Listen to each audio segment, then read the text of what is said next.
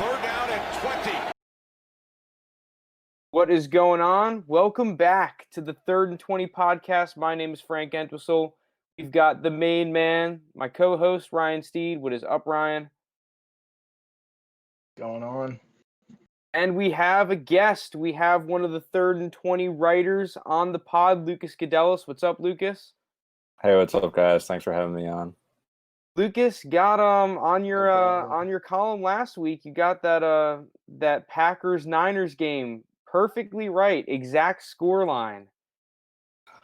Yeah, that was Nailed the first it. game. I think that was the first game I got exactly correct.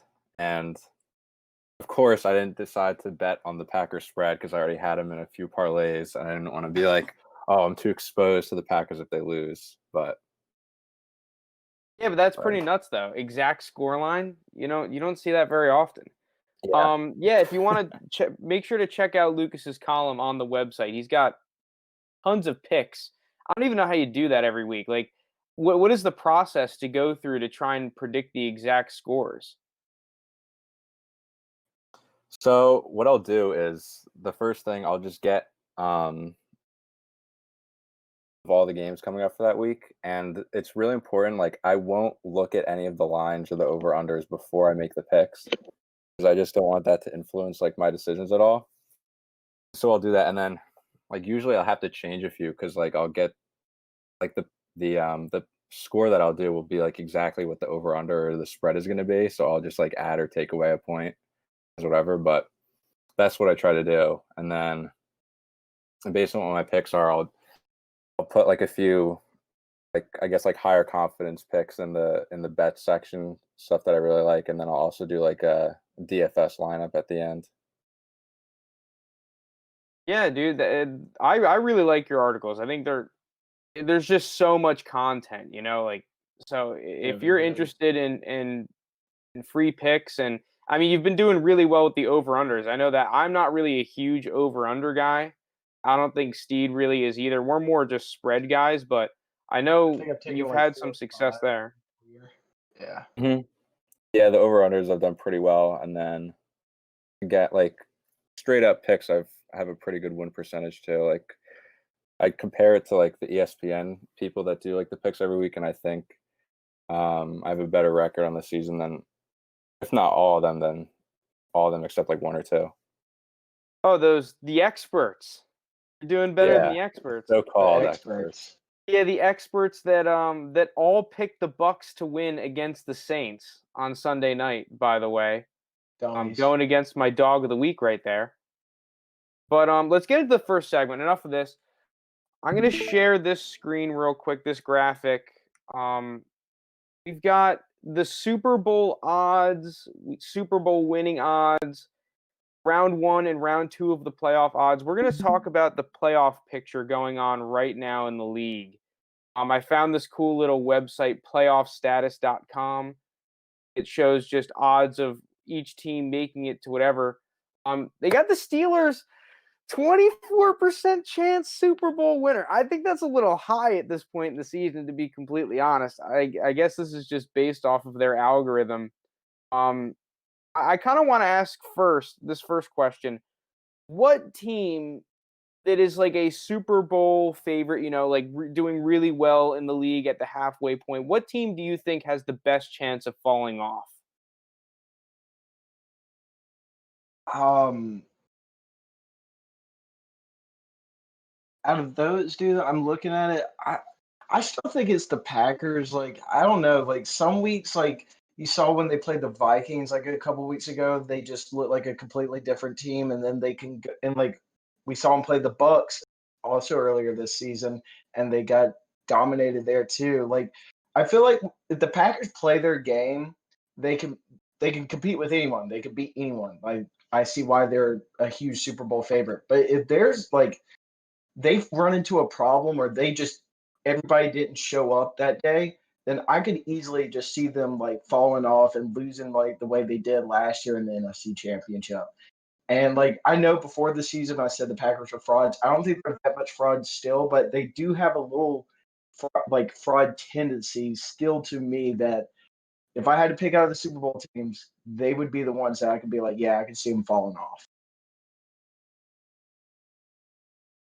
Yeah, I think. Go ahead, you Frank. can go, Lucas. Okay. I think for me, I would say the Buccaneers.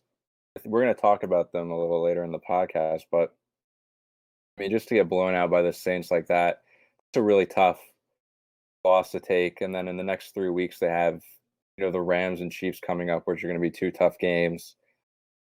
And I mean, if they lose both of those games and then get another upset, along the way, I mean, that's already 6 losses.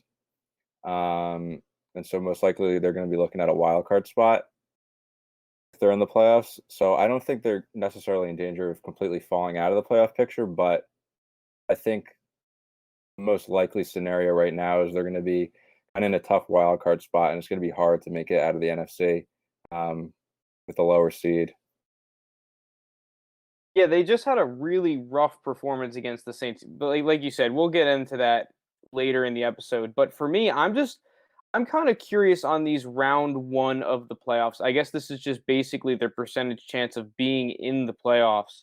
The 2 that stick out to me a little bit are the Bears here at 64 and the Browns at 57. I think that these are 2 teams that this website, however they come up with these figures, I think that's a little bit high for both of these clubs. The Bears, they started off really strong, but their offense is just so ridiculously bad. They've definitely been cooling off these past couple weeks. Just that Titans game, I think it just really showed you, like, man, this team, they put up basically 0 points for most of that game. They were literally better off punting the football every possession up until the fourth quarter, and they would have had a better offense, statistically speaking. Like, I don't really know if I can buy into a team like that. And the Browns are just such a weird team, especially now that they don't have Odell.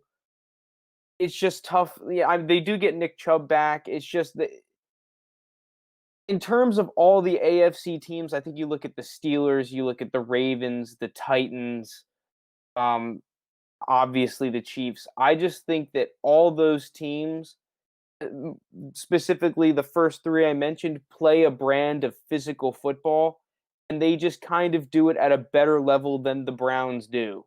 Not saying that the Browns aren't going to make the playoffs. They definitely do have a decent shot.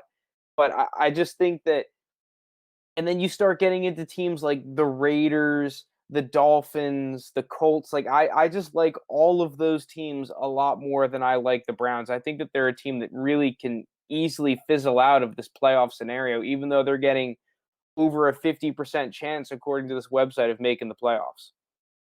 Yeah, I definitely agree, especially with the Bears. Like, them being 64% to make the playoffs is very, like, high to me, because, like, you got to look at it like this. Like, whoever finished second in the NFC South is going to get a wild card spot, and then I still think it would be the second and third place team out of the West that gets the 6th and 7th spot. So them being at 64% doesn't make any sense to me, especially just how bad their offense has been all year. It seems like they just have never really been able to get anything going. And if they have them at a higher percentage than the Cardinals, I don't really understand that. I think the Cardinals have played much better ball this year than the Bears have. Yeah, I guess on the contrary, real quick, are there any teams that you guys are feeling a lot more confident in now that we've seen halfway through the season? We've seen a handful of games. Compared to the beginning of the season, you're like, okay, I really like these guys, or maybe the playoffs if they're a fringe team, or for going really far if they're a good team right now. I think my team would be they were my Super Bowl pick, but it'd be the Saints. Remember when Michael Thomas went down? They like lost a couple games. It seems like now they've really gotten their mojo back, and they're just not missing a beat. You saw last week on Sunday Night Football, they just destroyed the Buccaneers and told everybody this is still our division. Like, we're still top in this NFC too. So I think the Saints like have really shown like they're still an elite team, even though like people earlier on were questioning them. What about you, Lucas? Do you have a team that you're very confident in to either make the playoffs if they're a fringe team or go really far if they're one of those top tier?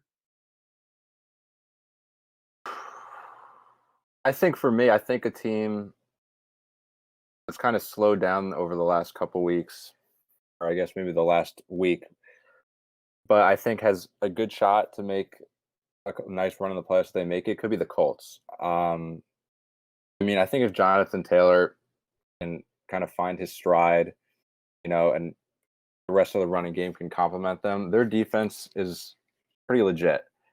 And so with a nice run game and a defense, the rest of their schedule is pretty tough. Like they are going to have to go through a few contenders and pick up some wins to be in a position to make the playoffs. But I think they have the tools to win a game or two in the postseason. Yeah, I've been on the Colts for a while. This is just a team that I think you're right. They don't have it all put together yet, especially on the offensive side of the football. But I think if you look at that Ravens game, that game kind of got away from them a little bit, especially like once that Jonathan Taylor fumble return for a touchdown happened, all the momentum went to the Ravens because that Colts offense was moving the ball a lot better than I think people expected against a really good Ravens defense. It's just the turnovers, and then you had that one interception that, to be completely honest, I don't think should have been an interception. The Marcus Peters one when he was falling down and they said he made a football move and fumbled. I think that was honestly a terrible call. But I think you're right. I'm a big Coming fan from of the the Steelers Colts. fan. Dude, I had the Ravens last week. You think I'm out here like I wasn't rooting against them. But yeah, I think that this is a team that if they're able to find their groove and get hot at the end of the season, because now is the stretch that's really important. We have, the first 8, 9, 10 weeks are kind of just the setup for the finale. You either put yourself in a position to just keep how you're doing, or you still have a chance to turn around these last couple of weeks of the season or last bunch of weeks of the season. So yeah, now is the time. I mean, I feel like I say it every week, but now is literally the time. You have to get hot if you want to be that team that can make a run. I mean, we saw the Titans last year. They were a team around like that week 7, 8, 9 kind of mark. They started getting really hot, started just their offense. I mean, Ryan Tannehill was just going off. Right now, if you take that 16-game stretch from when he first started and then into this season, he would have had the highest single season passer rating of all time, I'm pretty sure. So if Phillip Rivers and that Colts team are able to get really hot, they might be able to do a similar thing that the Titans were able to do last season, especially like you said with their running game. But we are going to move on here because I have a lot to say on this given subject. We're going to be talking about the Seahawks defense. And I watched a ton of film on the Seahawks defense this week, and I think I've got it. I think I've got the whole narrative behind what's going on. They've had, right now, they're 32nd in passing defense. They've had historically one of the worst defenses in recent memory and even all time, just in terms of points given up.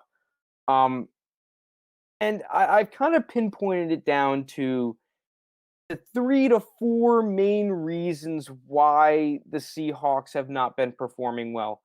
And the first and foremost reason, which really shouldn't come as a surprise to anyone, is there are players that are just not filling their responsibility in plays, not doing their job on the play. And I know that sounds cliche, but I'll bring up a couple clips to show you that. But they're just, whether it's they're trying to account for another player's job or they're just not doing theirs, the plays are designed for a specific reason, and certain players are not fulfilling that responsibility. And the second, more obvious reason, which the Seahawks have tried to address, is just their lack of pass rush. This is a team that has struggled not necessarily to get to the quarterback, but to consistently put on pressure to where a quarterback is throwing off of their spot, to where they have to think about the pass rush. This is a team that, to get any sort of pass rush, they have to blitz their linebackers. Their linebackers seem to be the best pass rushers on the team, more specifically Bobby Wagner. So we'll get a little bit into that from clips of the last game against the Bills. And then the last one is just their zone coverage is just allowing so much space, especially their soft zone coverage. So let's get into some of the clips now on that game. Bang time. Here we go. So this is the first play I want to bring up, and this is the first play that the Bills scored, their first touchdown. And what you're going to see here is, if you don't know, the Seahawks are they're a cover 3 team. They're going to be running 3 high zone a majority of their plays. They'll bring in some Tampa 2 and some cover 4 looks, which is basically just they'll have 2 high safeties with the middle of the field open. But on this play, they're going to be running their cover 3 buzz, where you have Jamal Adams covering this little hook to curl area, 1, 2, 3, 4 underneath, with 1, 2, 3 in their deep thirds. And the Bills, I mean, you have to give credit to the Bills in this game. You don't put up 44 points without having a really good game plan. So I'm going to have to shout out Brian Dable for the game plan that he came up with. And especially on concepts like these, where you're going to have John Brown at the top of the screen run a little curl, with Isaiah McKenzie, a burner, running this over post route towards this pylon. And this is the first example of a player not fulfilling their responsibility on this play. You're going to see here, this corner up here, Trey Flowers, has this deep third. He has this area of space, and he's trying to cover this curl route that is Jamal Adams' area. And you're going to see here, it's an over route to Isaiah McKenzie, where he has an entire half of the field that Quandre Diggs has to cover. And this is just essentially a blown coverage for a touchdown. There's way too much space given up. And that's just because Trey Flowers does not sync on this play, forcing Quandre Diggs to try and have to cover a burner like Isaiah McKenzie across the entire field. It's just a bad matchup. And this is just one of many plays where Seahawks players did not fulfill their responsibility. This is the second drive of the game, and this is essentially a busted play from the Bills and Josh Allen. And Josh Allen's able to just make something happen. So on this play, you're going to see they have a zone read here on the new addition of Carlos Dunlap. And let me go a little bit. They have some sort of like throwback screen going on here.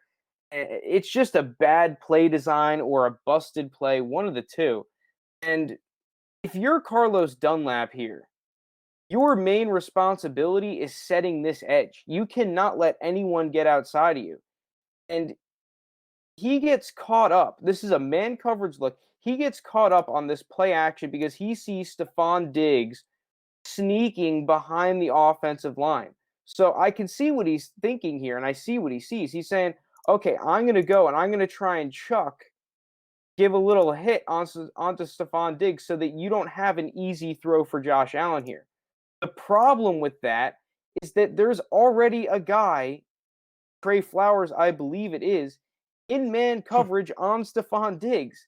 This is just clearly a player that is trying to do someone else's role. These plays are designed so that each person has their responsibility. The Patriots say it all the time, and it's really cliche, do your job. This is just another example of a player not doing their job and trying to do someone else's. And this lets Josh Allen get the edge.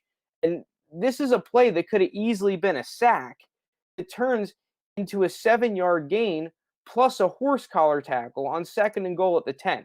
So you turn what could be a 3rd and goal at the 10 to 15 to 8-yard line into a 1st and goal at the 1. That's at minimum a 4-point swing. Like 3rd and goal at the 12, you could even be the historically worst pass defense in the NFL and still cover that. So it's just these stupid mistakes that are killing this Seattle Seahawks football team, turning a long 3rd and goal into a 1st and goal, fresh set of downs. And it just keeps going on and on and on. You're going to see here, this is the player they traded 2 first-round picks for. This is Jamal Adams with a clear mistake. There's going to be a 5-man rush. You have 1, 2, 3 underneath defenders with your 3 over top defenders. And you can say that the Seattle Seahawks pass rush is bad, but Green over here gets clean through and forces Josh Allen to step up in the pocket. This is just another time where a player's trying to do too much, it seems like. Jamal Adams is going to come up and try to sack and assist in the pass rush of Josh Allen. He lets Devin Singletary sneak through. And once Devin Singletary catches this ball, guess where he goes? To where Jamal Adams should be right here. This is another play. This is a could-be sack, maybe a small gain for Devin Singletary that turns into a 22-yard play, fresh set of downs at the goal line. Like, are you really going to blame? I see people online blaming the Seahawks, Pete Carroll, the defensive coordinator, the staff. Are you really is this a bad play call? Or is just an example of a player trying to do too much, just not fulfilling their responsibility on the play?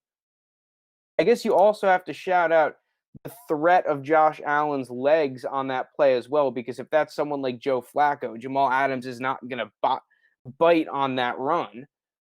No offense to Joe Flacco or anything, but you're just not going to. Yeah. I mean, what do you guys think? Do you guys think that this is like a bad decision here by Jamal Adams? Because this is a little bit ambiguous here, what he should do. Regardless, it's just a bad angle. But you got to remember, too, that Jamal Adams hasn't played that many games with the Seahawks yet. What was that, like his 3rd or 4th game? He's been hurt for a while. Like, is it did the injury have to do something with it? Like he hasn't been in the system that much with it. Like, and we brought that play with Dunlap earlier. I mean, that's his first game. Like, the silver lining for the Seahawks are that, it can only get better. Like, I still think the defense could turn it around, especially like if you're picking up, like, it just seems like the players are not where they supposed to be, maybe doing too much. But like Dunlap did have a decent game. He had a sack and a couple more tackles. And Jamal Adams, even though he's been a question in coverage to me, like especially this year, I think we all know what he brings to the table. And but I think it has to be like on the players, because I've seen it too where like people are blaming coaching. I can't blame coaching if you're just blowing up your assignment. Like you're just not where you're supposed to be. Well, yeah, on this play too, you can clearly see this is a should have been sack. I think it's Rashawn Green, he was a 3rd round pick a couple years ago. He clearly beats his guy and has a play on Josh Allen in the backfield. We can get a second angle on it over here. Like, this should be a sack. 100%. That should be a sack. And my argument is that if it's not a sack, you need to eat that up. This is a great play call. And it works. They get pressure on the quarterback with the 5-man rush. They force Josh Allen to check it down to Devin Singletary, where you have Bobby Wagner, all-pro middle linebacker, and Jamal Adams, all-pro, arguably best safety, within 5 yards of him. Like, if you're the Seahawks staff, you can't ask for a better situation to put your defense in, I feel like. And you get pressure on the quarterback. So I think you're right. Like, the players just need to come up here and make a play. This is just bad and these are top players on this defense that are screwing up. It's not like this is, Joe Schmo, 6th round pick filling in for an injury over here. This is the guy that you traded 2 first round picks for, and then some, and you're all pro middle linebacker. Yeah. But let's not forget, Trey Flowers is a walking trash can. Okay. He has been since day one. My hatred for Trey Flowers, man. I told you last year watching whenever I bet on the Seahawks to win the Super Bowl and I just watched the games, I'd be like, dude, he sucks. I don't think I've ever seen him make a play. He's just terrible. Well, yeah, now I'm going to transition. I'm going to transition here to show a couple clips of that exact problem you're talking about. Trey Flowers and Dunbar. Dunbar was playing hurt. He probably should not have been on the field because he was getting picked on I all was about to day. say about Dunbar. Yeah, he's battling with injury. But right here, the Seahawks are just going to be in their cover 4, so they're going to have these 4 guys over the top with these 3 underneath, just rushing 4, and just look at this zone. There's so much space for Josh Allen. Not only is there absolutely zero pass rush, he's going to throw it to Gabriel Davis over here. There's not a guy within 10 yards of him. Like, this is not how you run this zone. You have 2 guys in this exact area with Gabriel Davis wide open.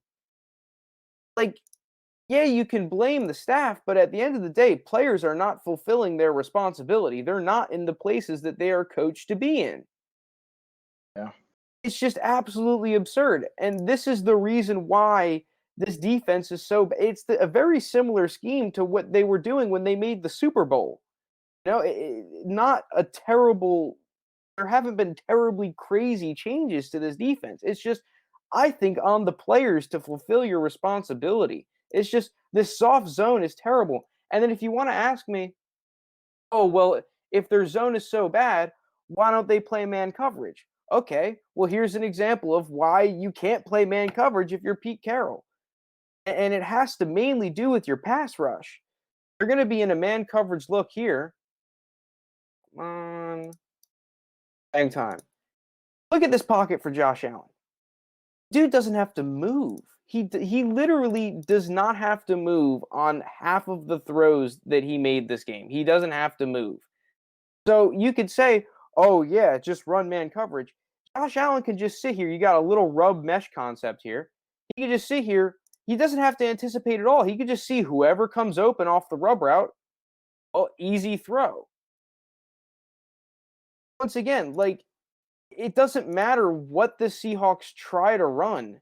If they have zero pass rush, and it's not even that they're not getting sacks. They are not forcing the quarterback to even move.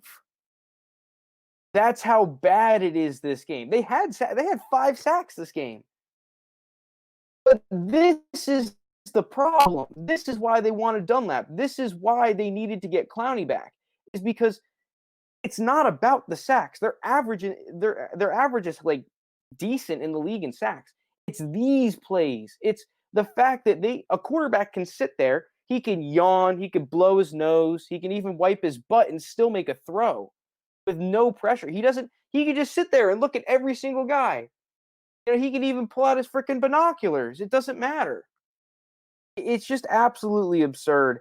And here, I'll just bring up some more clips of just negative pass rush. Here, I'm pretty sure they're going to blitz a linebacker. Yep. Look at this pocket. But it doesn't matter how Bill Belichick can't do anything with this pass rush. How are you going to blame Pete Carroll for this? That's just my whole argument. Like, yeah, you can blame him for putting the guys on the field that aren't coming up with sacks and with consistent pass rush, but my God, it doesn't matter what scheme you have on the back end. Dude, but there's guys on this defense who are like, Pro Bowl players, all pro players. It's not like they're just, like you said before, they got Joe Schmo in the 6th round playing out there. It is just, there's something that's not clicking with the team. Like, this is just absolutely absurd. Josh Allen can do whatever the hell he wants in this pocket. It doesn't matter. Cover 3, man coverage, cover 4. Who cares about the coverage on the back end? You got to be able to get to the quarterback when you rush 5. At least eventually. I wonder how many seconds Josh Allen could have sat back here. What do you think, 7 seconds? All day. Yeah, all day. Nathan Peterman could have been back there for 10 seconds.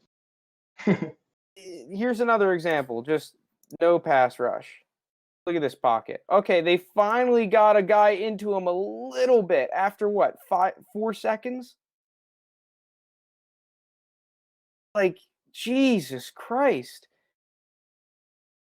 It's just, and the other problem for the Seahawks this game was just Dunbar. Dunbar, I don't think should have been playing. He was hurt coming into this week. Just a really rough performance from him. Here's 1 touchdown. I'm not sure they called it a touchdown, but if you look on the replay, it was. And then here's an example earlier in the game of Dunbar just getting worked. I actually really like this play design by Dabble and the Bills, McDermott, all those guys. You're going to fake this one of those little jet sweep kind of a things. They're going to act like Josh Allen is running to the right. Here, let me rewind a smidge. So then they fake this run. Gabriel Davis is going to fake like he's blocking. Bang, a little pop pass. Just abusing Dunbar in every way possible. And, like, it doesn't matter what you do. And I think this problem, if you look at it even further, because I started looking back, like, that 49ers game that they had last week was a much better performance from the Seahawks defense than we saw all season. So I'm like, I look back at that game, like, what's the difference between the two games? And there is one very, very dramatic difference. The personnel groupings and how you play this Seattle defense. The 49ers came out to start that game against Seattle in 5 wide, and it was working. They hit Ayuk for 11 yards. They had Kittle for an open play that there was some sort of misconnection. I think it was a drop, but it could have been a bad throw by Jimmy Garoppolo.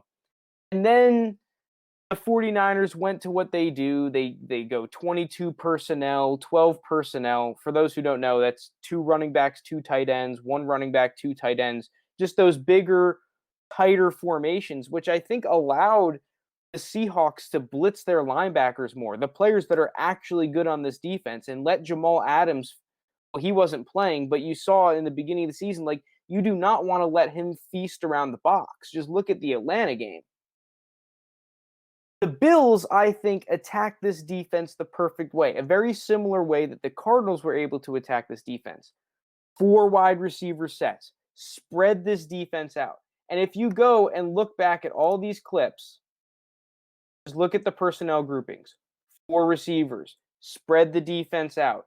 Don't let them disguise their blitzes. Don't let them blitz these linebackers. And then force all these coverage players to be in space with a lack of a pass rush. Here we go, another play. 4 receiver set. This is the key to beating the Seahawks. And I think that the Bills looked at that 49ers game, those first couple of snaps, and that Cardinals game, and easily saw, let's just spread this team out. They can't cover us on outside the numbers, and they can't pass rush if we spread them out. And I think that's the key to beating this team. I'm curious as to what your guys' thoughts are on seeing all this. I mean, clearly, your point is exactly right. I mean, they have a huge hole there.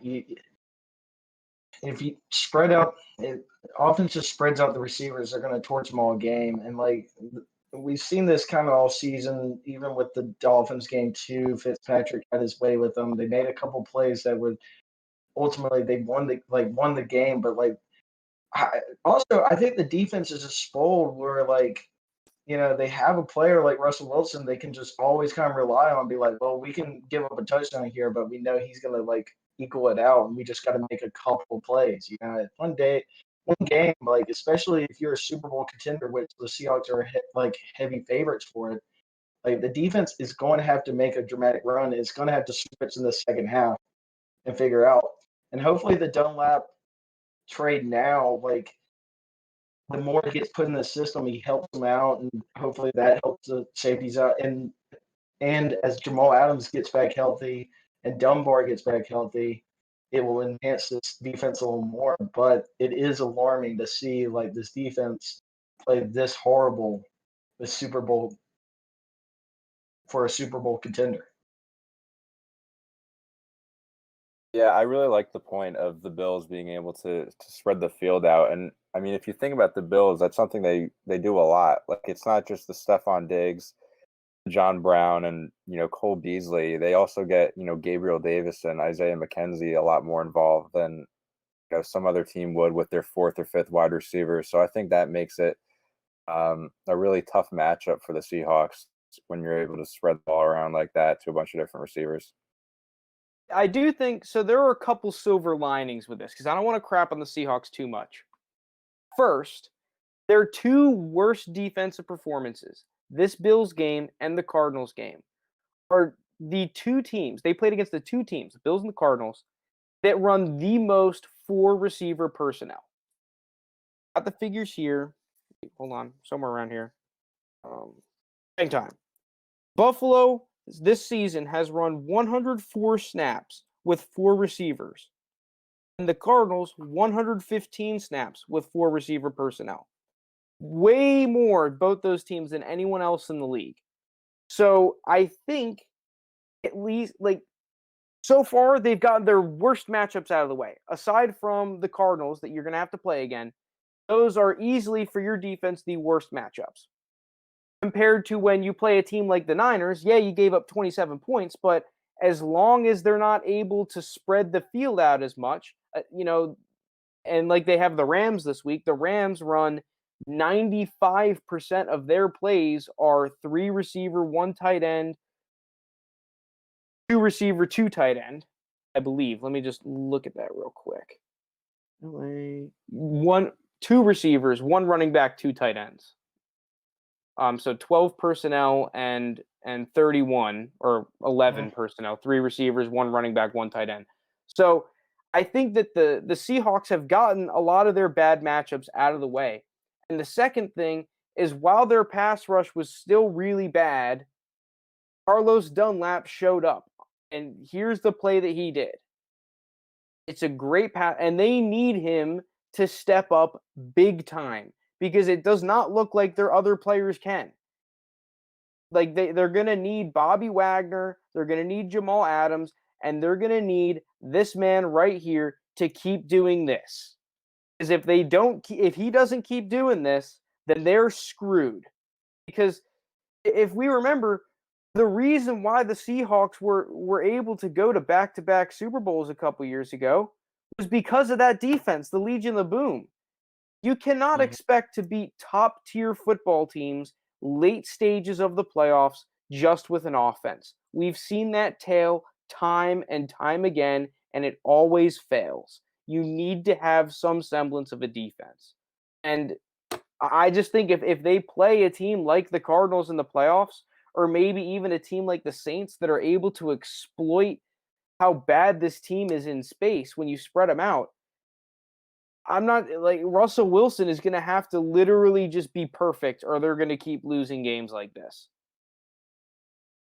Yeah, I completely agree. We were talking before, like they kind of just remind me of that 2018 Chiefs, just heavy relied on Patrick Mahomes threw for 50 touchdowns, and it looks like Russell Wilson's going to eclipse the 50 touchdown mark too. And at a point, you need your defense during these playoff runs to eclipse that and make a couple plays. And the way they got a very short week because they got to go. They play Rams, and then you got to go Thursday night and play the Cardinals, and that's tough, especially for a defense that is struggling. If they come out there and struggle against the Rams, you have to hit the reset button really quick and try to figure out how to beat the Cardinals, and that could be really troublesome for this defense and for this team as a whole. At least the Seahawks linebackers, from when I watched them on tape, their past couple games and then earlier in the season, their linebackers are still playing at an elite level. So there is still hope. I don't believe the Seahawks defense is like a Jaguars defense where it's like, okay, no matter what you do, you're kind of fucked. Like this defense, they have the talent. Maybe not through and through, but I think they have enough to where they can piece something together to make a run with. It's just this pass rush needs to improve. And this isn't a team, they cannot rely on blitzing 5 and 6 guys, every play, or rushing 5 or 6, not blitzing 5 or 6, every play just to create pass rush. They need to be able to have some sort of balance and the ability to create pass rush when they're dropping 7 into coverage. They just can't rely on blitzing every play in every passing scenario. The offenses these days, especially in the NFC, are too good. And they don't have the coverage on the back end to just be like, okay, Trey Flowers, Dunbar, Quandre Diggs, just go one-on-one against everyone. They don't have that kind of talent. So I do think they can still salvage a defense for the season, even though they've been historically bad, especially if they go up against teams that like to just play more condensed, because this is a good team against the run, and that I think enables their linebackers to really make an impact on the game. But if I'm a coach playing the Seahawks, I'm spreading that defense out and I'm attacking the sidelines, because I just think that they're really weak in that area.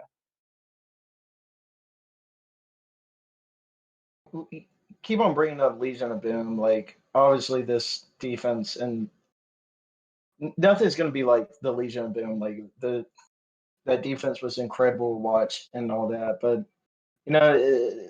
it's this point in the season where they have to find their identity. Are they going to be a shutdown defense here on out? Probably not, unless they really turn the corner. But they have to find their identity on defense where they can make a couple plays and, not give up 40 points a game. I mean, they're averaging 360 yards through the air. Just quarterbacks are having a field day with it. So, hopefully they're seeing the same stuff we're seeing, and obviously they will. But I don't know. But you were right. Silver lining is nice for them because they do have a lot of great, still elite players on this defense to make plays, and they can't get much worse than they have been. And there's still time to really try to figure it out, and hopefully carry them to a Super Bowl or something like that.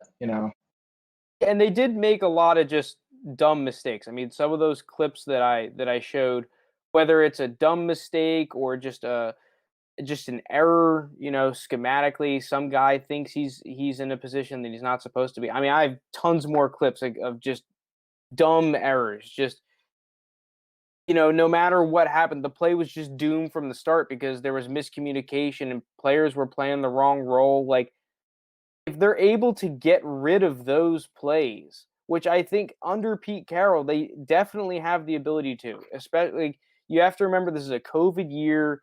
The practices are probably weird as nuts. Like, they have that. It's just, you got to start putting it together now or later. I want to see, and I think the Rams this weekend is a great opportunity for this defense to remake that statement like they kind of made against the 49ers, saying, hey, this is just a bad matchup. It was a bad day on the road in Buffalo, traveling all the way across the United States. Let's get this thing, let's get this show back on the road and show that, yeah, we may not be a top defense, but we can still play. Lucas, you got anything else to say on the Seahawks?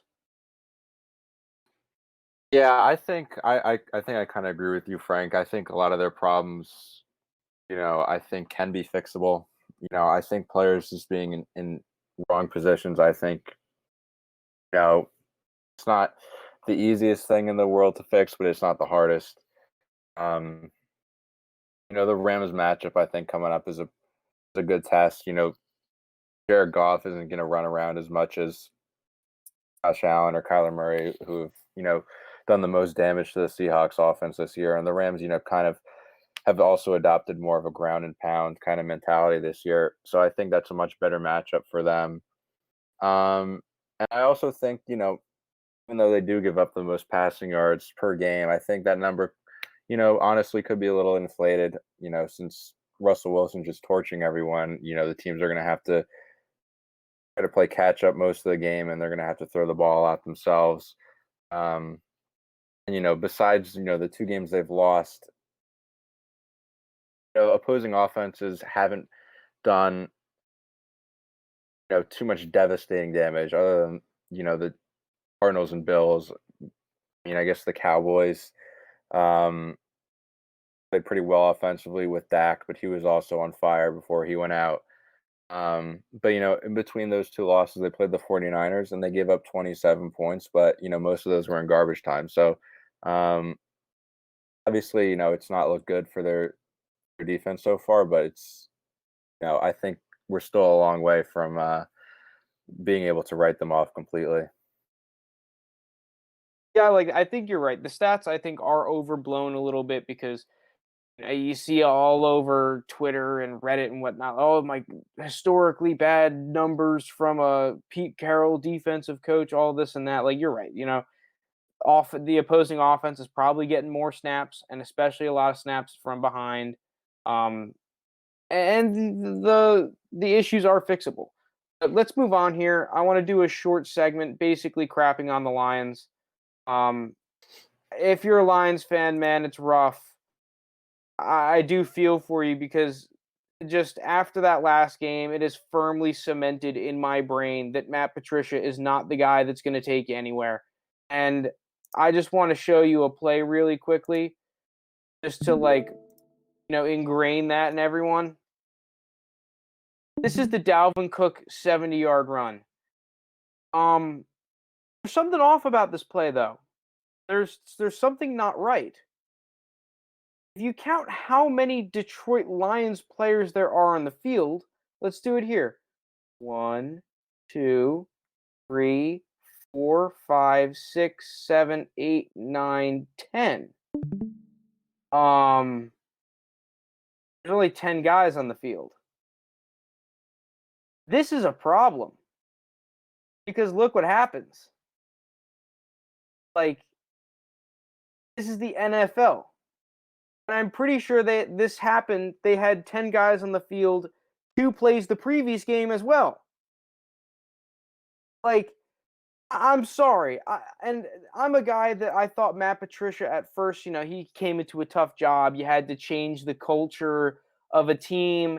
And I'm not sure that Detroit is like the best place to try and do that and whatnot. But at the end of the day, if you cannot get the correct amount of guys on the field, like, how are you supposed to have success?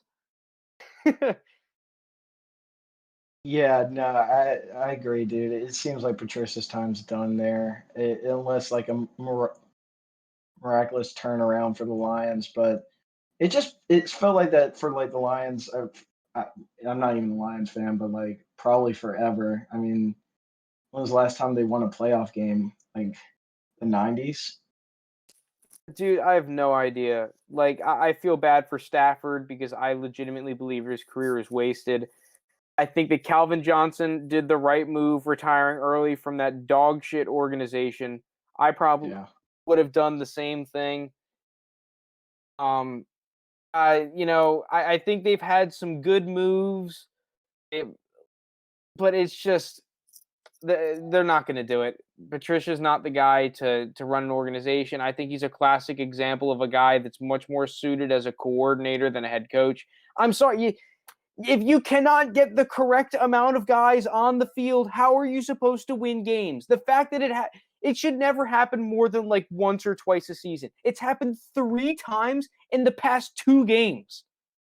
Like, yeah, that's just. I mean that's just terrible. Something's off, and is the players not bought in? Patricia, like maybe the coaching staff, is that whole organization is just like a cluster of mess, and it's just, man, you can always just say like, well, we'll fire the coach and bring in another guy, establish a culture, but like, dude, like, I mean, that's what they tried to do with Patricia. He wasn't the right guy. I mean, I totally agree with you. Coordinator was a great coordinator for the Patriots, and I mean, dude, man, I really feel bad for Lions fans. I feel bad just to be a Falcons fan, but I couldn't imagine being a Lions fan. Just every season, you just know you're going to head into this mediocre season, going 6-10, 5-11 with a franchise quarterback where you should be winning much more games with. And it's just at the end of the day, it comes down to coaching and just never having the right team on the field. And I don't even know. Really a shame. Yeah, it's just God. I don't even know what you do, man. Like as a fan, I don't even know what you would do. I actually Lions fans have to be used to it by now, though. Yeah, I'm pretty sure like Lions fans are just like, yeah, we know, and it's not even the fact that they're just bad. It's the fact that it's such a roller coaster of, some games and some seasons we're just right there, and then it's just blown all away, and there'll be there'll be competitive in some games against great teams, and then just not show up in other games, and it's just must be so rough. And this is the other thing that's tough to think about. By the way, Lucas left. He may be back a little bit later. How many players, quarterbacks, not players, quarterbacks, are drafted number 1 overall and it pans out? Like, there are a lot of times, like Baker Mayfield, you can argue not worth that first overall pick. Okay, Kyler Murray, yes. Cam Newton, he got you to a Super Bowl, but number 1 overall pick, you're taking a guy that you expect to be there for like 10 years, to have a great career, to be one of the better players in your franchise. And like, that worked with the line. Matt Stafford was that player. And you weren't able to do anything with him. You didn't have like any playoff success whatsoever. You barely even competed in your division half the years. Like, that's ridiculous, Yeah, it's just horrible because you got the quarterback right, which, like, as a franchise, as a football team, that's the hardest part, is getting the quarterback right. And you had the quarterback for years, and he's been there for 12 years now. Just put the team around him. They've had a couple of good, decent teams where they were fighting for the division and they made the wild card. I think they made it to the playoffs twice under Stafford, but they didn't go anything farther than that wild card game. And it's just, I blame that organization solely just because if you get the quarterback right, everything else should just fall in line. And where all you have to do is just put the right personnel, right team around them, and then you should be fine. And I understand that you're playing in the division against Aaron Rodgers, and that's tough. But you're telling me, like, if you put together a halfway decent team, a good team, a team that knows how many people need to be on the field, you can't compete with the Packers? Like, it's funny too, dumb. is that Packers fans complained about Mike McCarthy and their old GM, I forget his name, that they were a team with just a quarterback that was carrying them, and the rest of their roster sucked, when the Lions were really living that. Like, they were the definition of a team that, without Stafford, they're probably a bottom 10 pick just every year. Maybe not with Calvin Johnson in his prime, just because you could throw it up to him and there could be 4 people covering him and he'll still catch it. But like, post Calvin Johnson, man, it's just been really rough for Lions fans. Like, it's just, they've just never been able to put the full product together. And it's not like, with the Lions, I feel like both their offense and their defense has had talent, but has never been a complete unit. They've never had that elite defense, and they've also never really had that elite offense they could rely on. And it's just, you're never going to be a good football team if you can never truly believe and rely on one side of your football, like on one side of the football. Like, there are teams that you have to compete against that have both sides figured out. You, at least to be a really good team, have to have one side of the football that you're like, okay, we have a competitive advantage on this side of the football doing X. The Lions have never had that. They've never had that, we do this better than everyone else. It's just always been Stafford bailing them out. Okay, they've had Stafford bail them out better than everyone else maybe, but it's just been so rough. I think Patricia, if he's on after this season, I don't even know what to think. I'd stop rooting for the Lions probably if I were a Lions fan. There's no way he's still on after this season if they don't turn it around quick here. There's just no way. He was on the hot seat last year, and I think like they gave him one more shot, because he's had success in the league before, and they're like, all right, well, we do have the quarterback, we have a coach we do kind of believe in. It's just still it's not working, and you gotta find that guy out there that's going to put together that complete team. Until they do, I don't. Detroit might be one of those franchises that never put it together, or not for years to come. I mean, look how long the Browns have struggled, and now this is like their decent year where like they're competing, and and have playoff aspirations. But I mean, there's a good chance they don't even make playoffs. So I don't know. But that goes back to what you were saying before, though, about the whole quarterback scenario. Yeah, the Browns sucked, but they always had the suckiest quarterback. Yeah, I mean, like, how many quarterback changes did they do before Baker? What was it, like 24, 25? I mean, yeah, and like Lions had that. The crazy amount of draft capital invested into that position as well over that giant period of time. Like you're so right. Like teams like the Jets, the Browns, I mean, there's so many more. You can make an argument for like the Buccaneers for a good period of time before they got Brady. Like, there's so many organizations that have struggled to find that quarterback, and they were just that quarterback away from being a playoff team or having that playoff success. Like, you're a team that you've not only did you find the quarterback, he was consistent. He was on the field. He's a tough guy. Like, yeah, he might not be the best quarterback of all time or the best quarterback in the league, but damn, he was always in that franchise quarterback label and on that elite cusp for a long period of time. And you weren't able to win a single playoff game? I mean, you talk about with Stafford. I mean, 2008, before the year we go in there, the Lions were 0-16. Franchise was horrible. Worst team, laughingstock in the NFL, one of the worst teams of all time. You know, you got Stafford, and you're still like in this little conundrum where like you'll compete in games and you'll win some games, but without Stafford, you're nowhere near that. You're still that bottom feeder team.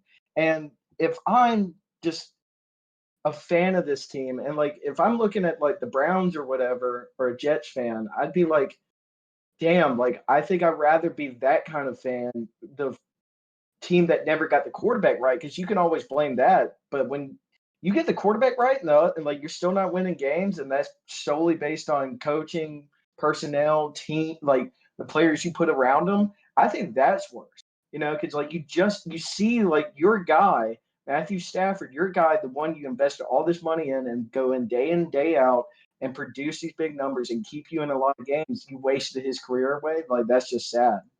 Like at least the Browns, like whose careers they wasted away? Jimmy Clausen, like Colt McCoy, like the list goes on and on. So Brady Quinn could have been good. I'm telling you. Okay, maybe not, but the other thing too, though, is that if you're comparing like the Lions, the Browns, and the Bengals, like at least the Browns and the Bengals, like right now, have something to hang their hat. Like the Browns are right now, according to that one chart, they had over a 50% chance to make the playoffs. Like they at least have a good team. Like the Bengals, they just picked up Burrow. They have a ton of talent on the offensive side of the football. Like things are looking up. The Lions, every single year, have been one of those teams where it's like, oh, this could be the year. This could be the year. We're looking up. We're looking up. And they've always been let down. Every single year. At least with the Bengals, you knew this season they weren't going to win games. You knew this was a punt of a season, and you're just, you're letting young guys develop. You're seeing what you got out of some of these dudes. And at least with the Browns, like, yeah, the Browns could be in that Lions kind of scenario.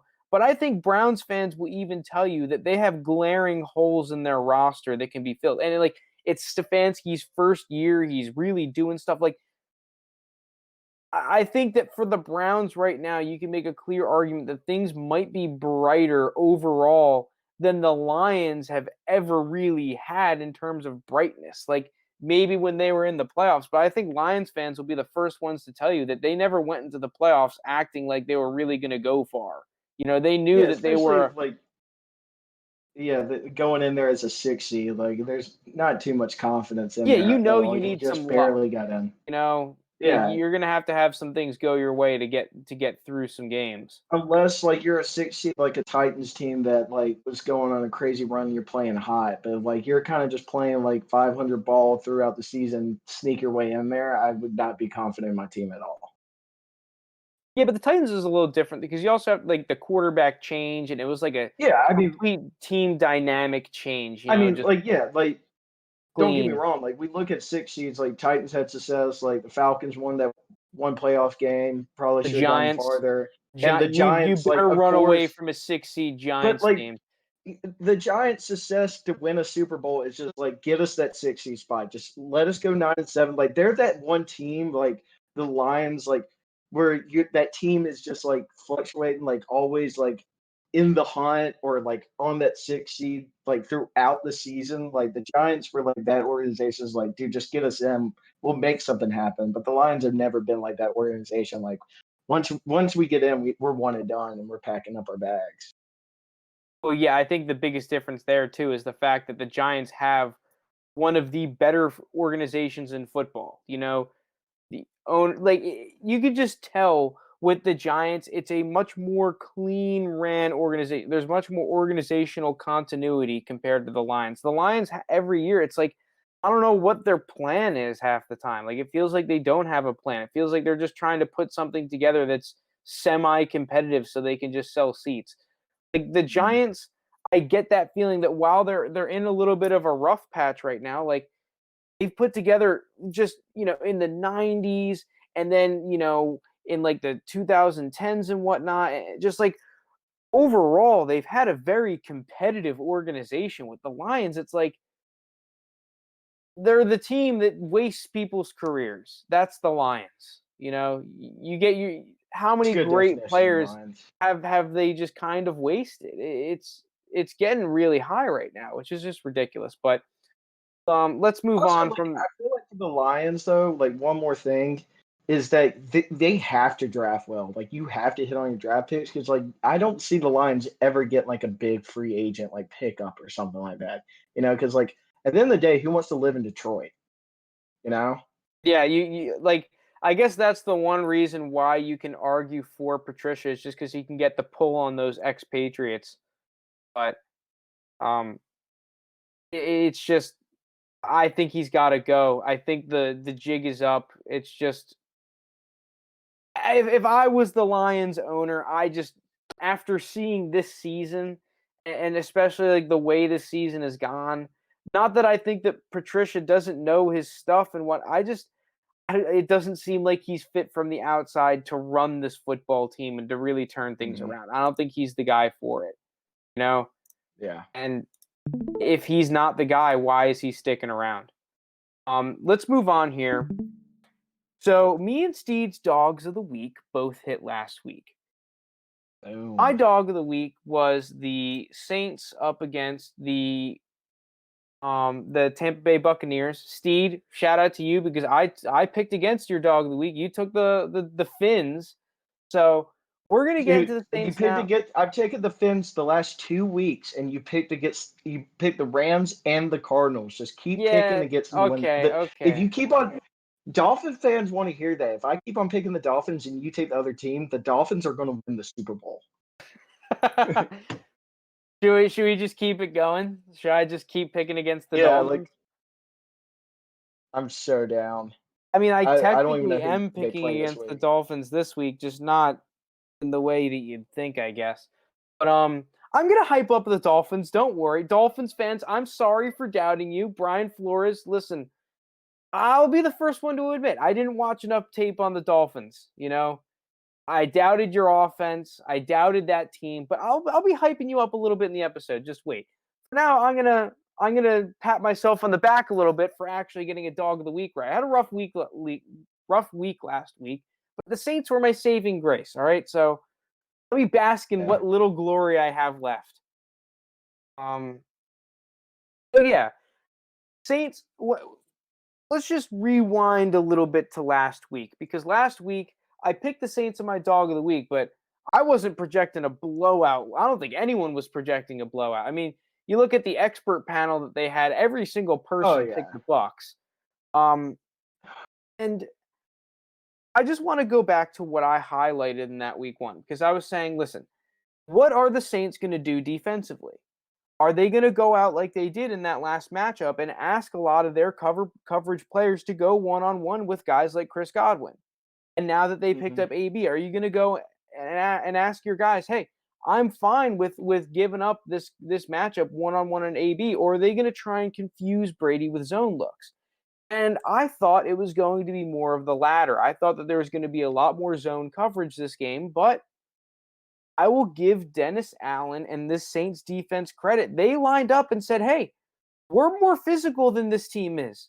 We're just going to go out there and bully them. And this is easily the Saints' best defensive performance. So first note was that the Saints played one-on-one a lot of the game with their coverage players, and they won. Second thing, this has been the key to beating Brady every year. We saw it from the Giants in the Super Bowl way back when. We saw it from the Broncos in the AFC Championship. The key to success with beating Brady is to get pressure on him by rushing 4 guys. If you can get pressure on Brady when rushing 4, you have a recipe for success because it gets him. He's not able to get through all of his reads. He starts getting, you're making him move around in the pocket. And if you let Brady sit back there and pick your defense apart, you're going to lose. And the Saints did an unbelievable job. Cameron Jordan and that Hendrickson guy, Hendrickson, no glove maniac out there. Yeah, he had a phenomenal game, especially in the second half. Tom Brady, the comeback kid, was not the only coming back he was doing was getting his butt off the ground. So that was the second thing. And then the third thing, yeah, you like that one? You like that? Yeah. And the third thing that I saw, Bucs just got out coached, man. There is no excuse for having 5 rushing attempts in any NFL football game.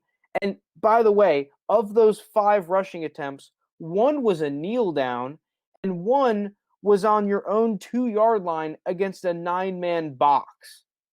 So you had like 3 legitimate rush attempts the entire game. I don't care what is going on. I don't care how good the other team's run defense is. Unless you are shredding the other team's defense, like the Bills were against the Seahawks, you have to run the football. You have to. There's no excuse not to. The entire game, the Buccaneers were playing into the Saints' hands. The Saints were able to dictate the tempo of that football game. The few times the Buccaneers rushed the ball, it was against a stacked box, and the entire time they're throwing the ball, it's against 2 high pass coverage looks. You're not going to win against a well-coached Sean Payton football team like this. There's just no way. So let's get into the clips, shall we? So this first clip, is this the right clip? I think it is. Is it? Oh, here we go. No, it's not the right. Oh, Lucas, welcome back. How are you? Hey, what's up? So here's the clip I want to show. This is the exact scenario that I was scared of in that little pregame thing. How are you going to cover these guys one-on-one? There's going to be someone one-on-one no matter what coverage you play. What's the matchup going to be, and what are you willing to give up?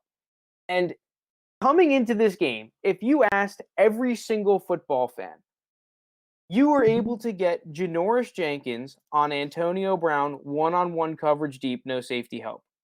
Every single person saying, oh, Antonio Brown's smoking him. Easy. That's a great matchup. And that's what they got on this look. So this is going to be a 2nd and 8 after that little 2-yard run against a 9-man box, by the way. You're going to get, I'm pretty sure this is some sort of quads look. The Saints defense is a little more complex. So you're going to have Marshawn Lattimore locked up one-on-one against Mike Evans with some safety help to the inside. And over here, Janoris Jenkins is going to have Antonio Brown deep. No safety help. He's got him deep. Antonio Brown's right there. And Brady sees it. He launches this thing.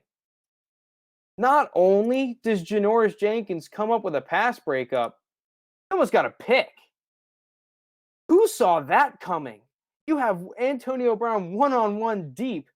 No one, I can assure you, everyone except for the people in the Saints locker room thought that this was going to happen on Sunday night. That is ridiculous. And kudos to the Saints for trusting their guys in coverage because they had a phenomenal game plan. Here, again, one-on-one coverage. This is just man coverage. They're going to try and get Gronk in the slot over here on an out route, on just a quick little stick against Malcolm Jenkins. Malcolm Jenkins, a guy that has struggled in man coverage this season. Just beasts Gronk. There's nothing there. Nothing there. Key to winning this game, win one-on-one matchups. There's going to be one, and they decided this game, hey, we're going to bracket Mike Evans when we can. Gronk, AB, Chris Godwin, we're willing to go one-on-one, and the Saints won all night. Here's another one. 3rd and 8, big third down 7-0 on your own 4-yard line. I love this coverage here by the Saints. They're going 2-man, but they have both of these safeties shifted over to the big 3 over here with Mike Evans, Chris Godwin, AB. Guess what? That's leaving Gronk one-on-one with an entire half of the field to work with. Malcolm Jenkins. I mean, it wasn't clean. This is a catchable ball. Gronk definitely lets Brady down. Brady chooses the right place to throw. They won this matchup. This is a win for the Saints. Doesn't matter how close it is. This is a win. And they were doing it all night. There's the Saints. Expert trash talkers in the NFL, number 1 in the league. Yeah, doing what they do best. Like, this was the story of this football game. And then let's just show you too, just the consistent pass rush that was on Brady as well. This is the first snap of the game. Here's your first-round pick, Tristan Wirfs, up against Cam Jordan. This is what I was scared of in the first matchup. Nothing you can do there for Brady. Godwin's got a catchable ball here. It's tight coverage, but this is what you're scared of as a Bucs fan. Just that matchup right there. And it was one-on-one, and Tristan Wirfs had a bit of a rough night. And then everything, this is everything coming together for Dennis Allen and the Saints. This is, you're down 14-0. You're the Bucs. This is a big drive to get you back in this football game. Tom Brady's feeling the pass rush. The Saints have been winning their one-on-one matchups. So now you line up 7 guys at the line of scrimmage. Who's coming? You don't have enough guys to block them. You got to decide who's coming. Who's coming? Where are we going to go with this football? Who's coming? What do you think's happening here? They dropping out or are they coming? Guess what? Pressure gets to Brady. You just confuse him that little bit with this look. And that was Dennis Allen's game plan coming in. On these third downs, just get Brady to hold the ball for half a second, a third of a second more, so that he makes one of these kinds of decisions, so that he doesn't see AB at the top of the screen against this kind of pseudo Tampa 2 look open, or Mike Evans down the cock. Open, possible throw. Make him throw this ball deep to Scotty Miller with a miscommunication. It's just perfectly executed game plan from the Saints. And here's the best example of their whole game plan coming together, in my opinion. Bucs are down big, I'm pretty sure, at this point. This is just the game plan, everything coming to fruition for the Saints. There isn't a huge pass rush here, but Tom Brady's feeling it. He's getting the ball out of his hands quick. It's a 3-deep zone, and he's going to Scotty Miller at the top of the screen. It's a great play by Janoris Jenkins, incomplete, push him out of bounds. But guess what? Look at this right down the seam. Mike Evans is wide open for a touchdown. Wide open. But this is what Dennis Allen wanted to do. Listen, the Bucs are going to win some of these matchups. They're too talented not to. But, create that little bit of a doubt in Brady's mind and his offensive line. Create that, win those one-on-one matchups. Make him throw it to a matchup that's favorable for you. And that's what they did all night. And shout out to Dennis Allen and that Saints staff, because it was a beautiful game plan on display last weekend. And it's what led to a win. Yeah, their offense was scoring and putting up points, but it was their defense that stole the show that week. I mean, you're right, dude. Like, at the end of the day, the Bucs got outcoached last week, and it showed. And Brady was shell-shocked all night, uncomfortable, and wasn't able to get in that groove we've seen him been able to get in the past couple weeks. And I think this is just basically saying, like, the Saints are still the team of the South. The Bucs, like, you can make all these fancy moves and did, and Bucs will make the playoffs. But I don't know. They remind me of that Packers team last year where, like, they're good and they'll win a lot of games and they'll compete in the playoffs. But, like, when they have to face up a team against, like, the Saints, I just don't like the matchup there. And they can play the Saints 10 times in a row, and I think the Saints beat them 10 times in a row. I mean, we saw in week 1, the Saints didn't even play that great of a game and still controlled that game and beat them. Like, it's just not a good matchup for the Bucs. And were the if you run Saints the ball, dogs if week you one only too? run the ball 5 times a game, you're not going to be in any game. Yeah, do you remember if the Saints were dogs week 1? I think they were, right? No, yeah, they were. Because I remember That's absurd, man. Like, the fact that they were dogs, like, you were right. Not only does the NFC South run through the Saints, the NFC runs through the Saints. You have to beat the Saints if you want to make it to the Super Bowl generally. And I think you're right. Like, this is a team, like, if you can't beat the Saints, then how are you have to get really lucky, and you got to pray that you don't face them or, one of those hot NFC teams like the Niners that always pop up to be able to get to the Super Bowl. Because, my God, like, you cannot get out-coached. Now, obviously, it's not the end of the season for the Bucs. This team is tremendous talent, and it was just one of those nights where everything was going wrong for them. But at the end of the day, you cannot be a team in the playoffs where everything goes wrong for you and you get torched. When is the last time you've seen a Sean Payton team get demolished like that on both sides of the ball? It doesn't happen. And that's the standard you have to set for your team if you want to make it out of there, because the NFC is just too competitive for you to have these kinds of off days. I'm not counting the Bucs out. As a matter of fact, I think I'm taking them this week for our picks, but you can't get out coached like this in the playoffs and expect to win ball games. Welcome back, Lucas. What was your opinion on the on that Saints Bucs game?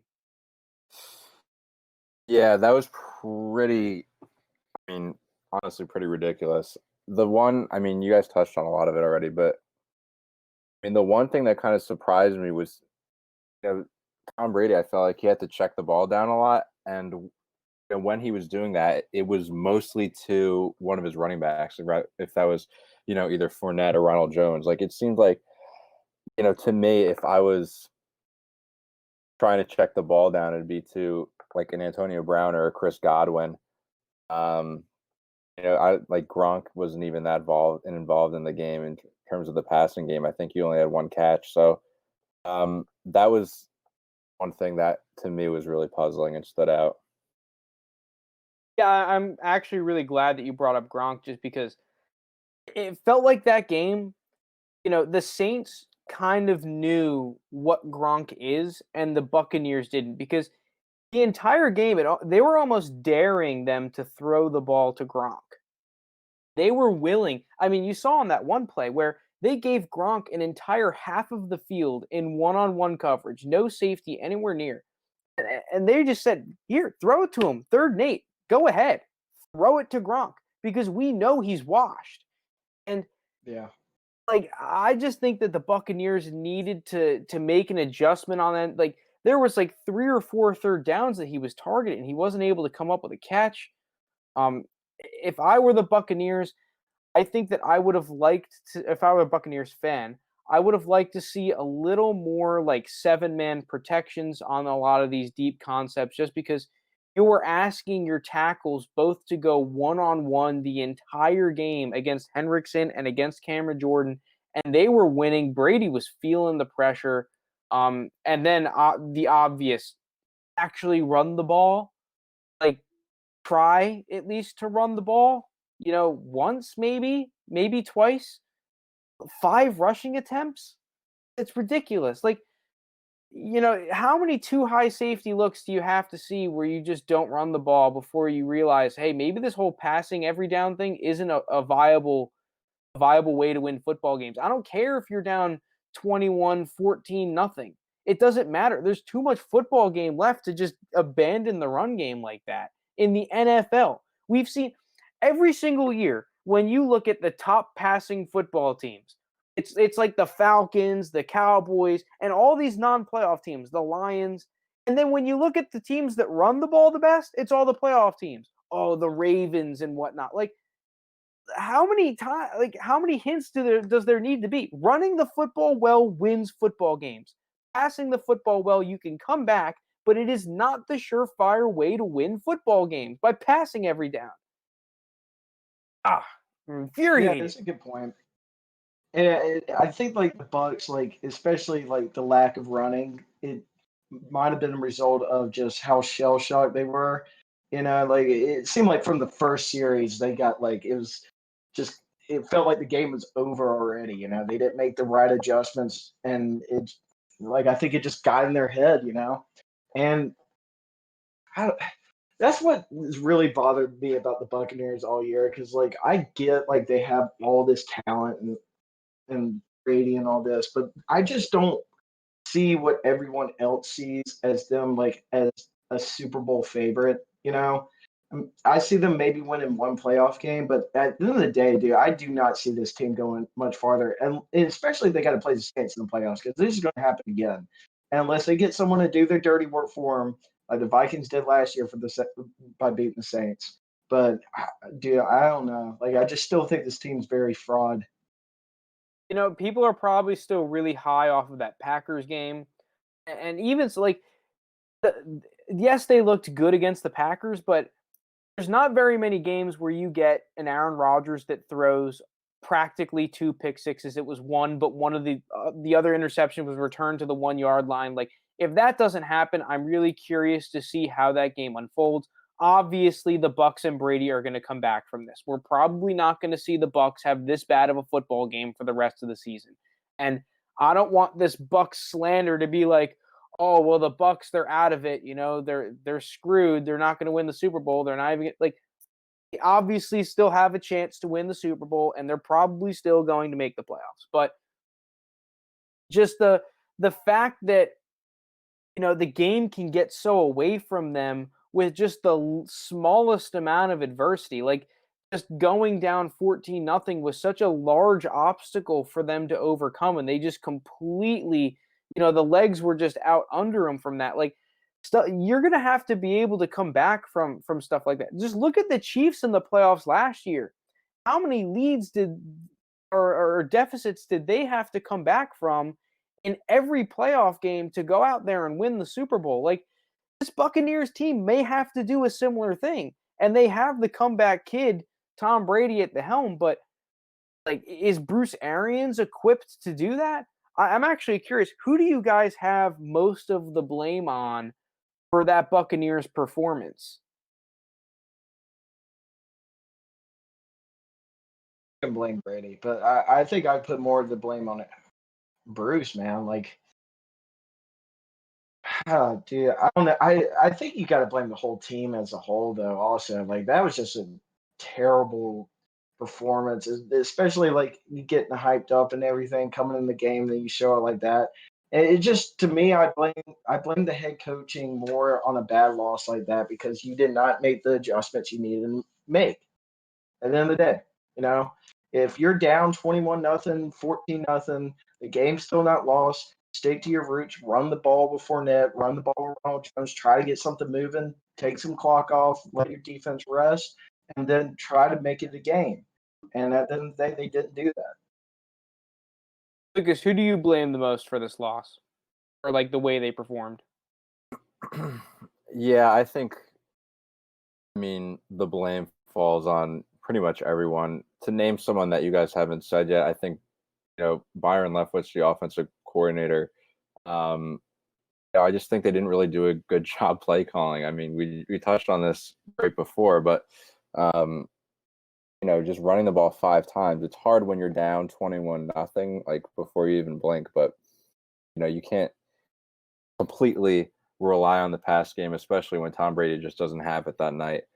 And I'll say again, like, I get there's a lot of mouths to feed in Tampa Bay's offense, and they have a lot of star talent, but it still feels like they don't utilize, all their elite players they have effectively. I'm trying to think of, it wasn't this game, but in the Giants game, like, who is that wide receiver that Tampa Bay was throwing the ball to? Like, oh yeah, Jaden Mickens. Like, they were just feeding Jaden Mickens all night against the Giants, and it made no sense. But, yeah, I think I feel like the Buccaneers just kind of have to find better ways to get the most out of their star players, because they definitely have the tools to be an insane offense. Yeah, I like that what you were saying about how they're using their players, because the one guy that I think not is free of blame, but I think one guy that you really can't put too much on is Mike Evans.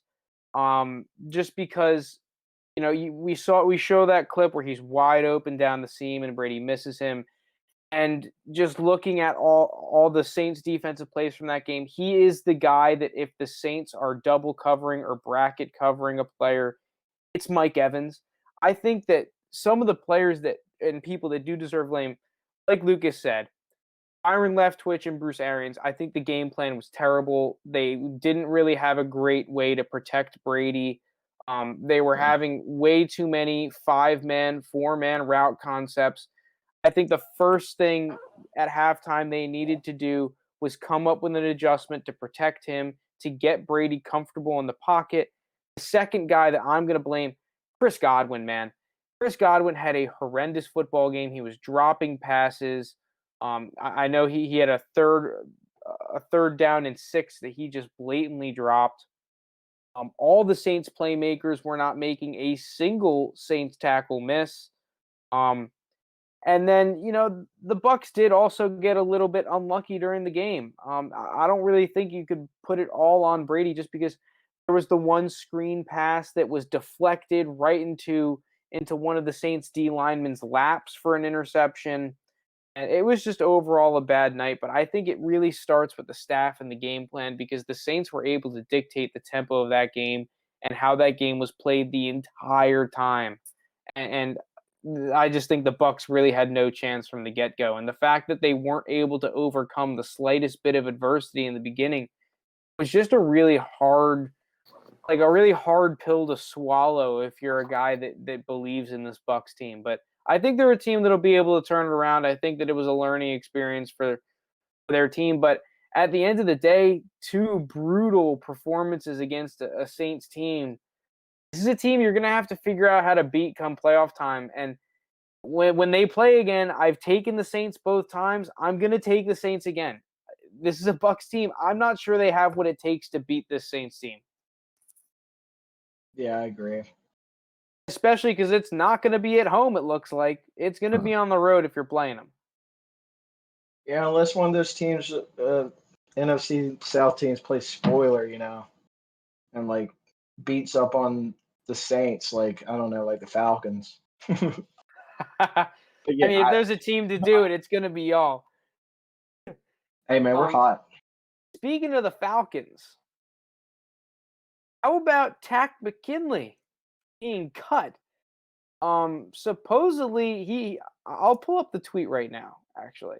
There were multiple tweets. Are there multiple tweets? I only have this one. Here it is. What's going on? A few tweets that were pretty funny. Okay, I don't know what's going on here. Hopefully you can see it in the screen. That's what I was thinking of. Yeah, I guess. He's at Atlanta Falcons. Turned down a 2nd-round draft pick when I requested to get traded last year. The same at Atlanta Falcons. Turned down a 5th and 6th round pick from multiple teams when I requested to get traded this year. I only have 17.5 career sacks. Clown emoji, clown emoji, clown emoji. Are there more? I'll check his Twitter right now. Are there more tweets? I thought because after he tweeted that out, like, Raheem Morris came out. Well, first of all, the Falcons came out and said, like, yeah, that's not true. Like, no, we never put him on the trade block. And then I think he, like, tweeted back at us and said, like, okay, now y'all are lying or something. And then Raheem Morris said, like, we will take action with this. Like, we're gonna like they fined him or whatever. And then after they fined him and he got into a little bit of trouble, I thought he said something else. Let's see. So Unless he he's on the deleted it. Bengals now, the Bungles. Oh, okay. I see this one. You can have him. Contrary to this claim, the Falcons were never engaged in 2019 trade involving Takk McKinley in a second-round selection. And then this guy, Jason Butt, whoever Jason Butt is, let's see. He looks like a Falcons beat reporter. Put an article. Takk McKinley responds, false news. He could have easily gone with a fake news there, but false news. Yeah, he should have went fake news. Called Thomas Dimitrioff. For the facts, sir. I just love seeing the first thing I see here is grammar's a little off. Let's see if this here we go. Oh my goodness. Dude, but that's the thing about Takk. Like, he's always been vocal on Twitter, and he's always been like a head case too. It's like, see the talent in him, and I've always like really rooted for him. But dude, like, fans would tweet at him, and he would be the guy that would tweet back at him. You know? Dude, look at this. LOL. He tweeted January 2016. LOL. When was the Bengals' last playoff win? Laughing emoji. Laughing emoji. Then he replied to someone else. Once yo Bengals win a playoff game, which is never. Yeah, now he's on the Bengals. I see. That's my favorite thing of Twitter is when people tweet stuff like that. Kind of like Le'Veon Bell when he tweeted, "I need like 100 million to run with the Jets," and then he like ran with the Jets for less than that. Like, it's weird how these players like will trash talk a team, then eventually end up on the team because at the end of the day, they're the only team that will give them a chance. You know, funny. Money talks. Yeah, I'm curious as a Falcons fan, Steed, how do you think Takk McKinley handled this whole situation? I'm assuming pretty poorly. Oh, horrible. The worst way you can ever handle it. First of all, I understand like it's a player's right to like you can say whatever you want on social media. You can do that. And he's a type of player that will say that. He will say whatever he wants for some reason. Listen, if he listens to this, like, sorry if I'm calling him out, but I think he has a mental health issue. Like, there is something wrong in his brain. Like, he is just not right. He is not right. Like, I'm telling you, he's like so everywhere that it's crazy. And first of all, screw Thomas Dimitroff more for trading up to get this guy when you could easily just picked up TJ Watt. But no, you're not having TJ. Huh? TJ's ours. You're not having him. Yeah, but I mean, we could have. Steal of the draft. The fact you had a bona fide stud. He's a Watt. That's a DN. Like, you knew this guy was going to be sick. Like, I'm just surprised that he fell to the Steelers pick in that draft. But yeah, you can go on. So, I mean, like I said before, it was coming, dude. Like, he hasn't been on the field all year with that groin injury. I just don't think he wants to play. TBA. I don't think he ever really liked Atlanta, to be honest with you. I think this whole stunt of him, if this is fake news by either side, like, I think it was just solely him just saying, please cut me, get me out of here. I want like a fresh start somewhere else. And that's the way it washed down. At the end of the day, like, it wasn't a good relationship. Takk hasn't been on the field since his rookie year. He hasn't really provided anything to the team other than just his ugly dreads and being a piece of crap. So, like, there you go. Like, I don't know what else more to say than it's just like time to cut ties with him. You know, at the end of the day, he wasn't producing, not on the field. He's going to trash talk the organization that entrusted him with the first round pick and said, like, listen, man, you're going to be our DN. Like, you're our guy. Like, gave you the keys to the Ferrari, man. You didn't take advantage of it, and you trashed us. Like, get out of here. You know, like, I know the Falcons are not like a Patriots, like Steelers organization, but still, like, Arthur Blank, good guy. This is a well-ran franchise for the most part. Like, we are giving to the players, like, just ask Julio Jones, ask Matt Ryan, even ask Devontae Freeman. But, like, I don't think the Falcons were the franchise to come out here and trash them. Like, it's not like you were playing for, like, the Lions, you know? Yeah, I mean, he is trashing the organization, but like, I think the funny thing is that he's calling himself a bum pretty much in that one tweet, which is I just think hilarious because Yeah. like, I mean, when's the last time you ever have seen that?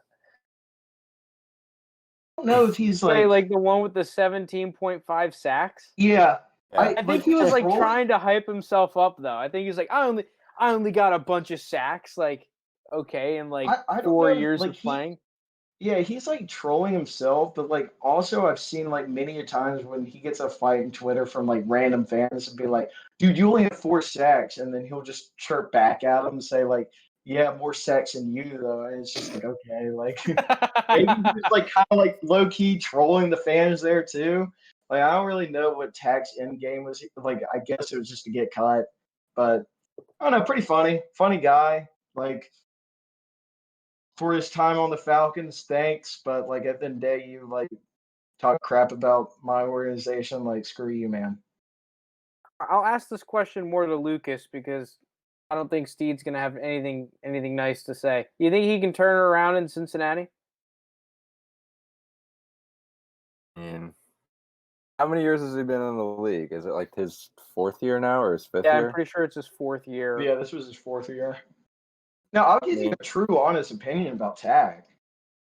All right. Well, you think he can turn around Cincinnati? Yeah, Or do you think easily he he can turn will? around, dude. Like, dude, do I think he will? I mean, that's just if he stays injured for like his whole career. Like when Tak's on the field, like he brings pressure to the quarterback. He's going to make plays. His sack numbers might not be there, but I don't give a crap about that. Like he is still pretty like high up there in regards to pass rushers in quarterback pressure, quarterback hurries. So like I definitely think if he can have a full healthy season and like play for this team where not really expected like to be that first round pick, like huge guy on the defense, yeah, he can make an impact. And maybe like it's best for him to get out of there and just change the scenery, you know. Even though I don't know how nice Bengal fans are going to be to him after that one tweet about the playoffs. So Yeah, I don't know. I, it's not that I've ever been against Tack. I was just never really a huge Tack fan. Um, and to be completely honest, that's probably one of the moves that was like the nail in Dimitriev's coffin because his whole thing he had going for him was like the previous trade ups. Everyone brings to mind is the Julio Jones trade up, but if you trade up for a player and it doesn't pan out, then it really bites you in the ass as a football team, and it's probably one of the many moves that got him fired, got him out of the organization, as the Falcons have needed a pass rusher since it seems like the dawn John of Abraham time. left. Yeah, since Jonathan Abraham. I mean, you had Vic Beasley be really good for 1 year, but that's about it. I'm going to be a little bit skeptical on the Turner. I think you're right. He's obviously got the talent. He's a first round pick, but it just seems like he's not in the right mental place to be an NFL stud pass rusher. Maybe he can be a rotational guy. He's got to probably figure out this whole thing quick. It just seems like those kinds of players that aren't the game is so competitive, right? Like you already have to be insanely hardworking and committed just to be average because everyone in the NFL is insanely hardworking and committed. Like you have to be a hard worker by NFL standards, you have to be like a TJ Watt where like you literally just live football. Like and I'm just not sure Tack is there.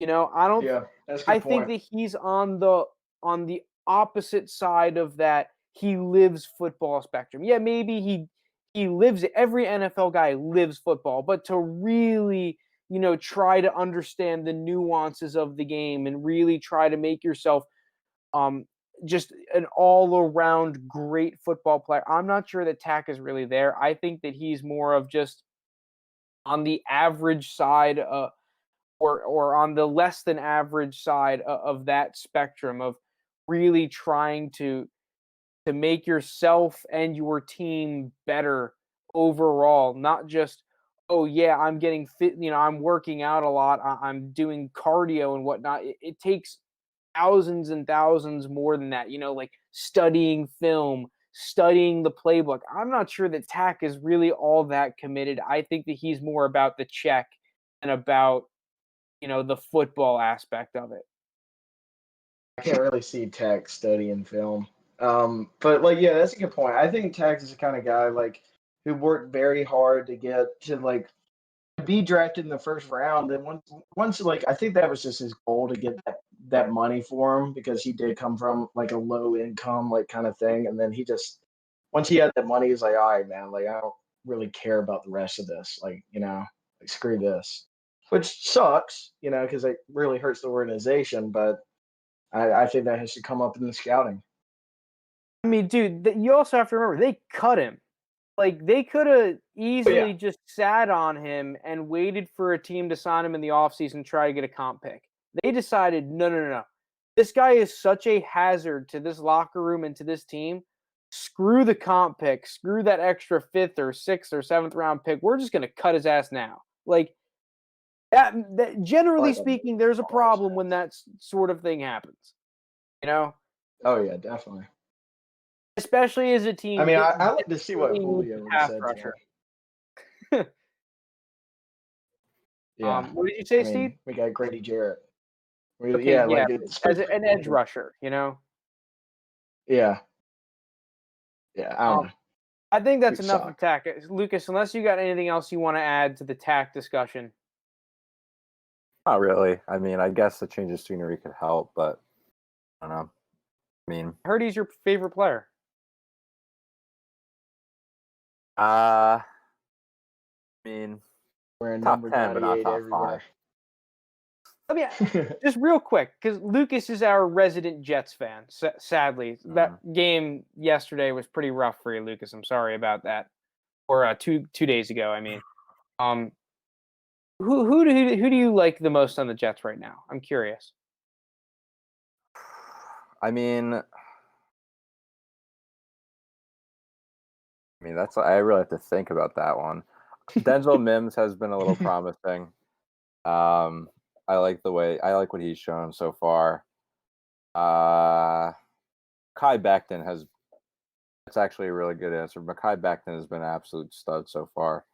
He got hurt last game, but he's been just absolutely shoving the people out of the way.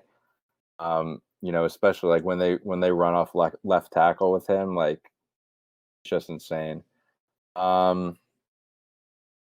I mean, outside of those two guys, not much. I'm surprised you didn't say Trevor Lawrence. Hopefully.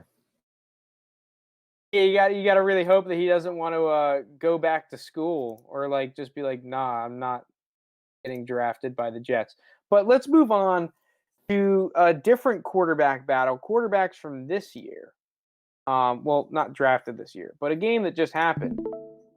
And that is the Dolphins up against the Cardinals. This was a phenomenal football game.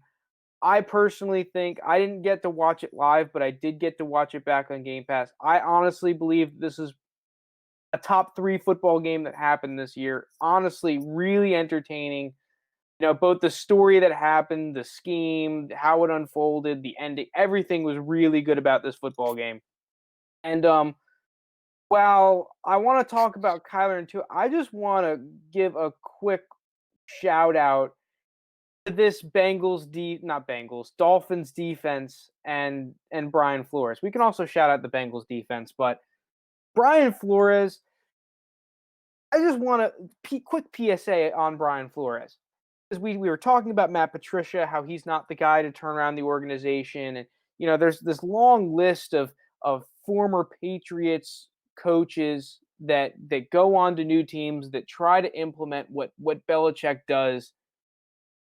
Of all of the coaches that have tried to become bring the Patriot way to a new organization, Brian Flores, man, he's easily doing that. Like, you can argue Bill O'Brien, of course, because he had some decent success, but just what the Patriots were known for, innovation, not in terms of reinventing the wheel of football, but using players in creative ways especially players that people were really down on that they were able to get for cheap.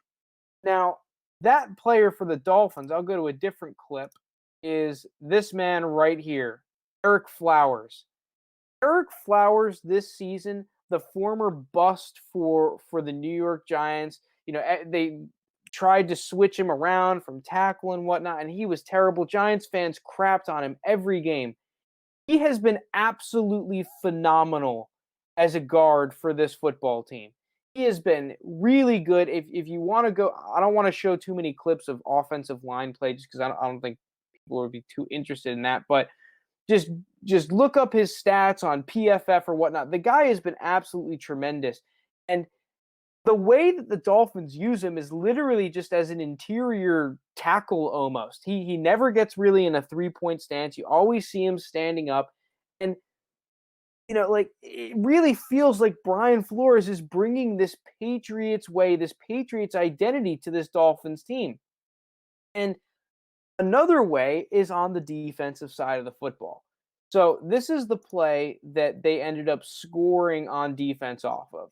And this is exactly what we saw out of the Patriots last year and 2 years ago, where you have this zero blitz look, right? Where you just have man coverage across the board and then a free rusher every time. Now, what's really great about this is you're forcing the defense to pick a direction to block. Since they've always got one more than you, they're not always rushing. They'll usually have one or multiple guys go back out in pass defense into a zone to try and, snatch up any underneath passes. And it's just really great execution from this defense. So this is the play that they scored on last week. And just look at the conundrum it creates for this offensive line for blocking. So you see it there. Both of these linebackers initially rush and then bail out to cover some of these underneath routes. And you see that they're able to get a free pass rusher by doing that. So you're forcing offenses to get rid of the ball really quickly while still having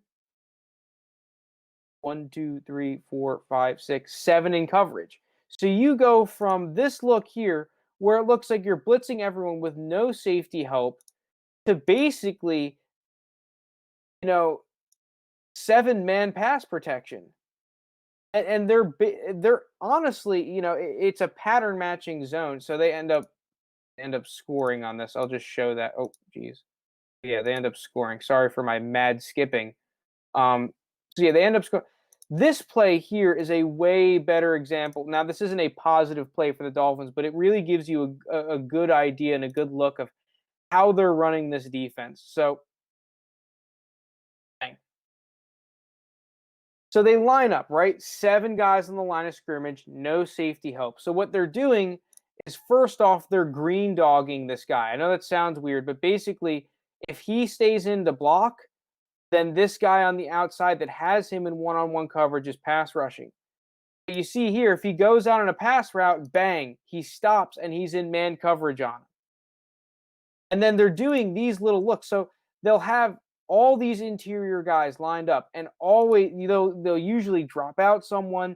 They'll have someone rush, and it just creates this huge problem for these offensive lines. And they'll interchange any one of these guys dropping out. It doesn't matter. It can be a lineman dropping out. It can be a linebacker.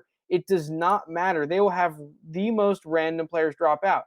Like they have right here, Christian Wilkins, the nose tackle, drop out into an underneath zone. Like, when you're initially looking at this, you're thinking, okay, if someone's going to drop out, it's going to be one of these linebackers.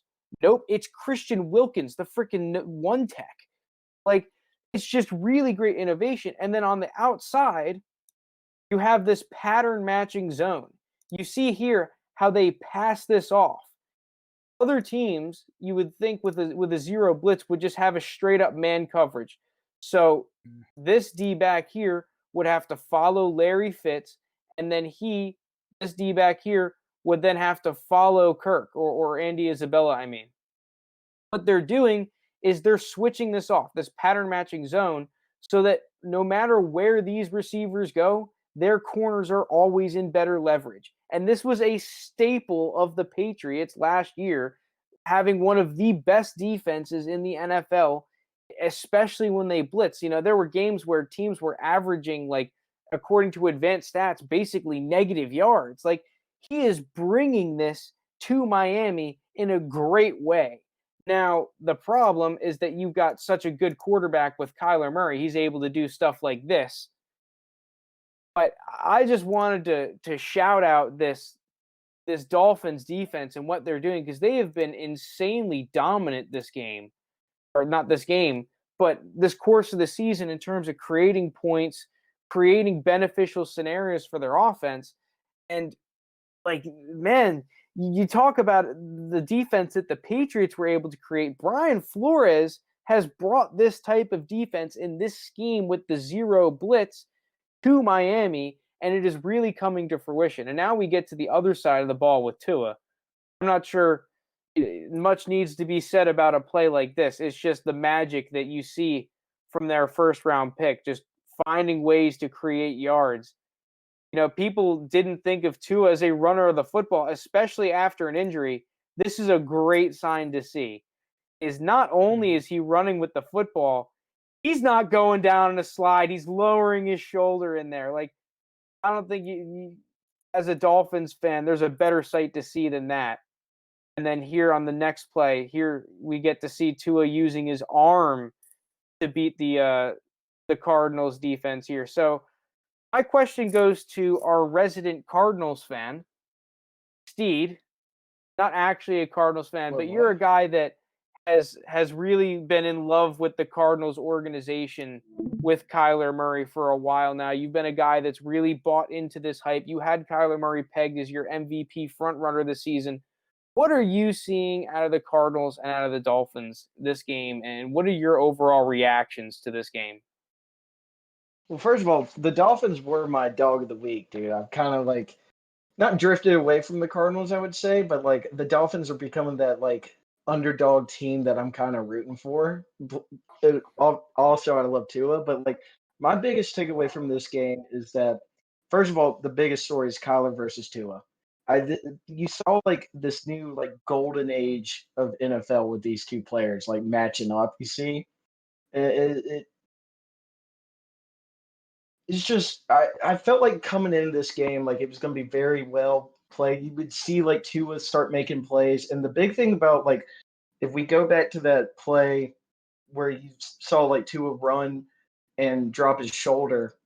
Like, for a rookie to do that, I think that really gains, like, respect in the locker room too. And for a guy, like, trying to earn his keep after Fitzpatrick was having a good season, a lot of people didn't want to bench. I mean, you see why Flores made the call to bench Fitzpatrick for Tua there. And, like, I'm not saying, like, Fitzpatrick would obviously drop his shoulder too. He's been that quarterback for years. But you see the different kind of level of play, like how just much more expanded the offense is and how much dynamic they are. So I do love both of these teams. I think both of these teams make the playoffs this year. But for years to come, I mean, like, the future is bright for both of these teams, and it's only going to go uphill for them from here on out. Yeah, I really like that you brought up that lowering the shoulder, because this was like Fitzmagic's brand. He was the kind of guy, he's never sliding, and maybe some of this rubbed off on Tua from Fitzpatrick, a guy that's really polarizing the locker room. All the Dolphins players loved him. Like, what would they think if they see Tua slide right there? Instead, they see him put his shoulder down. He doesn't care about the injury that took him out from Alabama. Like, I just think that as a Dolphins fan, as a player, you're so right. Like, you love to see this. Yeah, I meant to say, as the resident Dolphins fan, not Cardinals fan earlier, because you took him as the dog of the week. Yeah, I misspoke there. And then I went into that Kyler crap.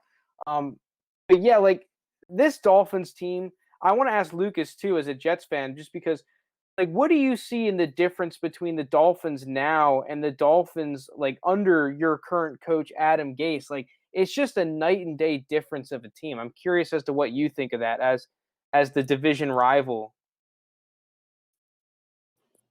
Yeah, I would agree with that. I mean, before you said it, I was thinking like, it is really night and day. Brian Flores, I think has turned this team around, and you know, they're really headed in the right direction. I mean, before last season, I think the Dolphins were kind of pegged as one of the bottom, if not the worst team in the league. And then, just like a season and a half later for them to be competition for a playoff spot is pretty crazy.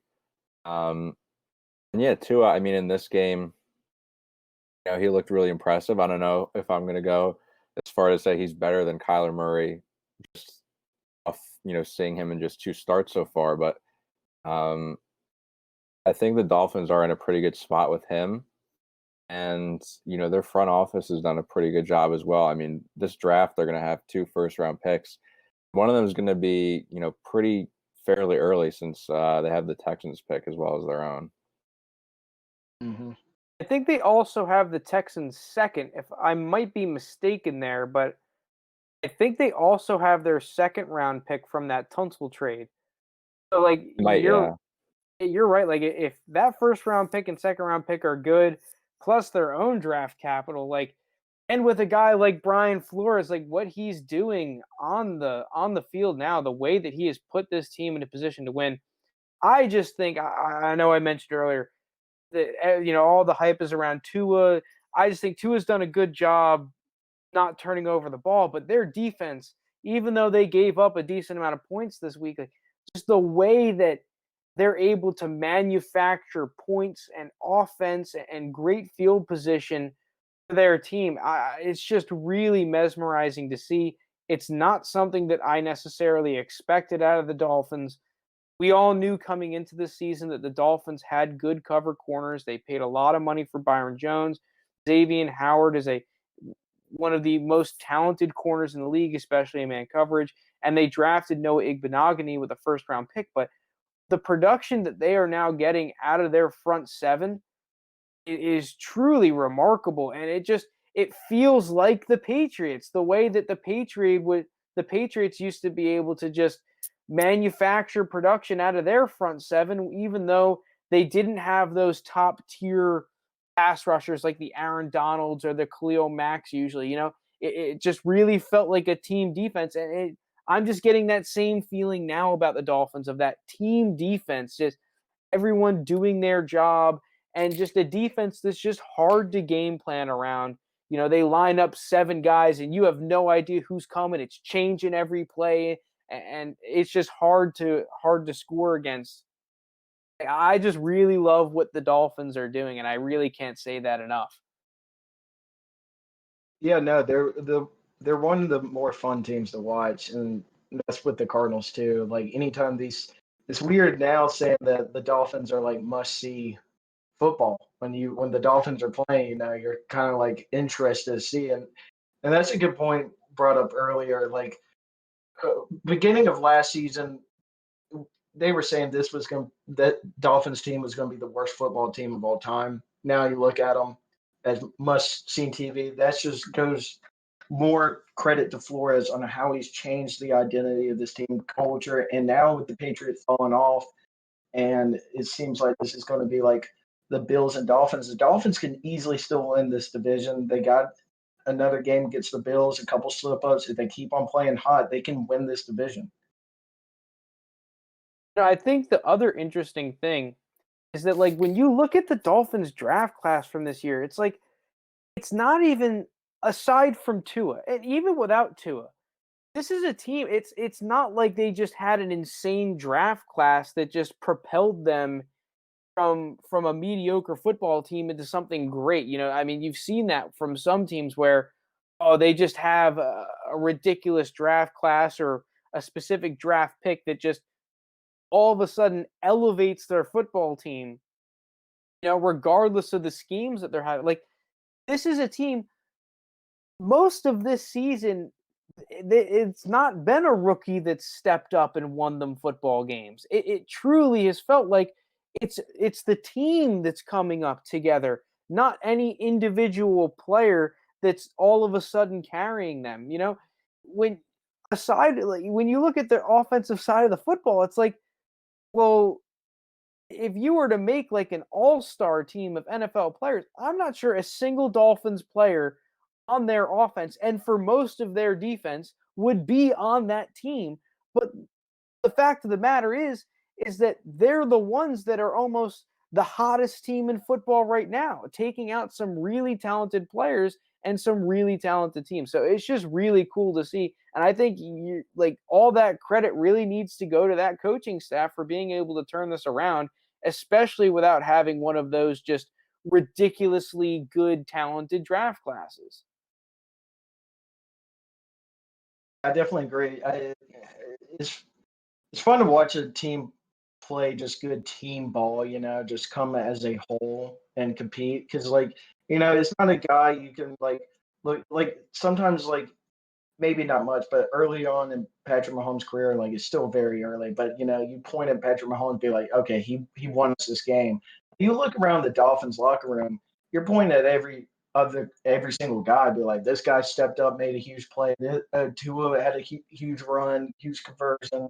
Jordan Howard had a good run to extend the drive. And that's one thing that I would be scared of as opposing team. If you give an underdog team that a lot of people don't have the expectations for, that's overperforming and they believe in each other, like, I mean, it's kind of hard to stop those teams.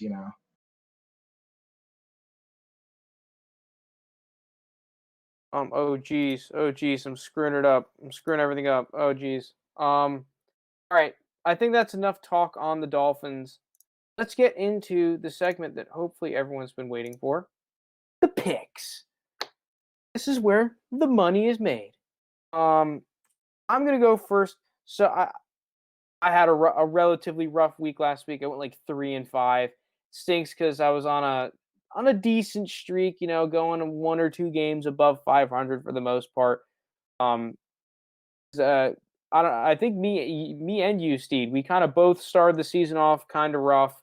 And that middle stretch, we started doing really well. And then I think I don't know how you did specifically last week. I know we both hit on our dogs of the week, which is nice, but I did not have a very successful week last week. But we're turning around this week, and I'm turning around with a teaser. My teasers have cooled off, but we're getting them back. I'm taking 2 this week.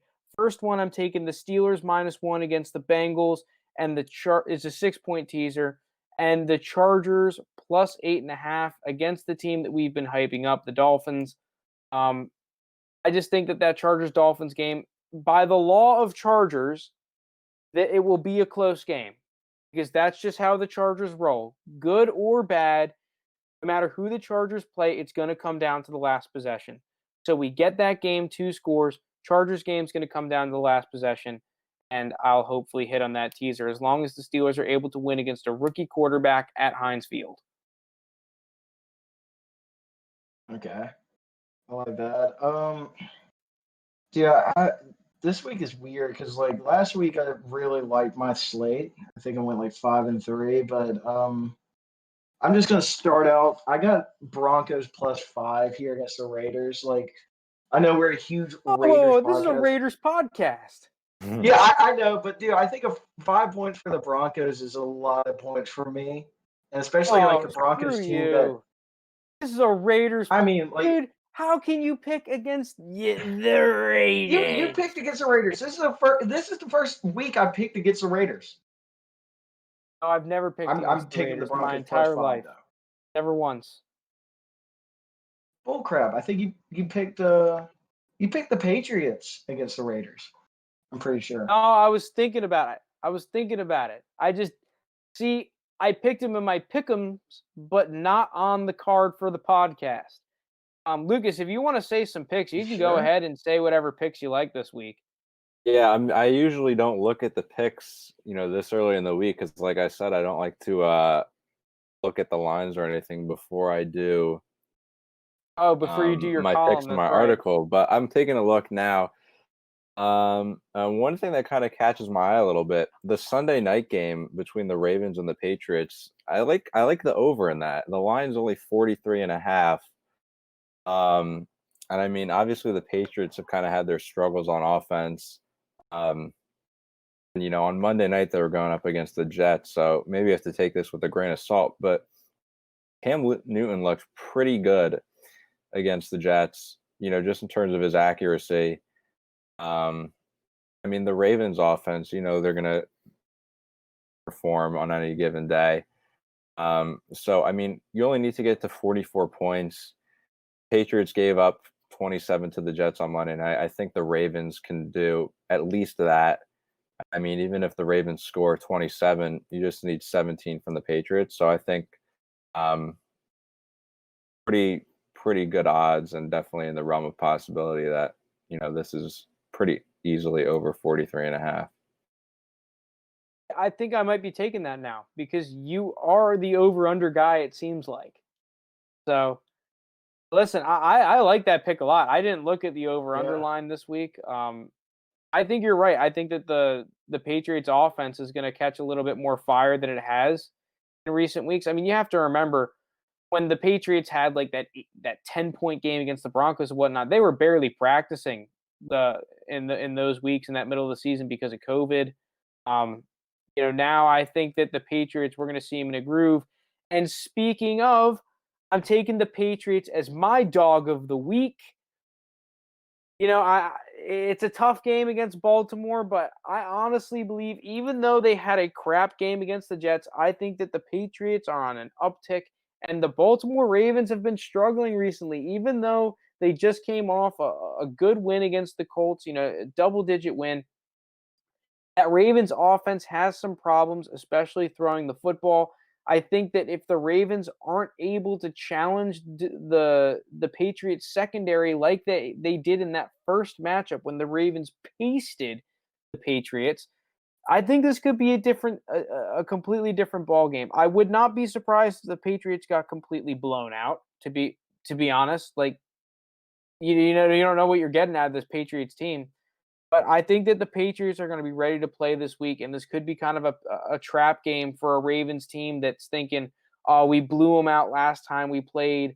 This is a different Patriots team. For better or for worse, it's a completely different team.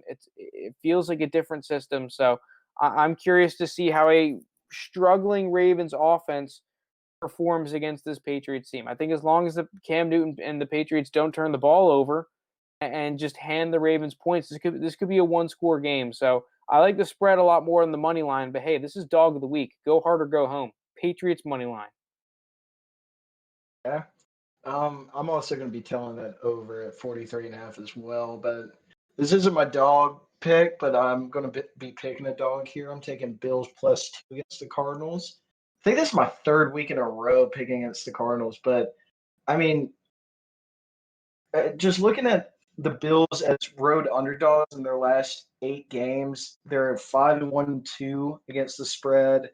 And Arizona has just beaten the spread once in their past 6 home games as home favorites. So I know this is like the Cardinals' like 4th game at home, and like they're bound to like pick up one here. I just still think like the Bills are a better complete team. Has their defense been that top 5 unit from the past 2 years we've seen? No, they haven't been that yet.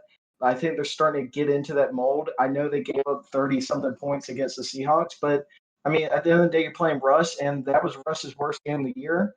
And so I like the Bills covering the spread here at +2. I'm also going to be taking a dog. Another dog, not my dog of the week, mainly because this is kind of a cop-out dog of the week. I'm not even sure they're going to end as a dog. After our trashing of the Seahawks defense, I'm going to be taking them money line this week. One of the main reasons why is, as I pointed out earlier, I think the Seahawks are a team that is most susceptible to 4 receiver sets where they're spreading out the field. The Rams have only lined up in 4 receiver sets 4 snaps this season. It's going to be interesting to see if they try to make that change coming into this game. It's going to be something I look out for. But I think that if the Rams go with their traditional game plan of trying to develop the run and using a lot of play action, I actually think that plays into the Seahawks' strength a little bit in terms of they try to put the Seahawks linebackers in a bind and work off them. The Seahawks linebackers are the best part of that defense. And this is a game where I think that if they're able to hold the Rams to under 30 points, this is a win for the Seahawks.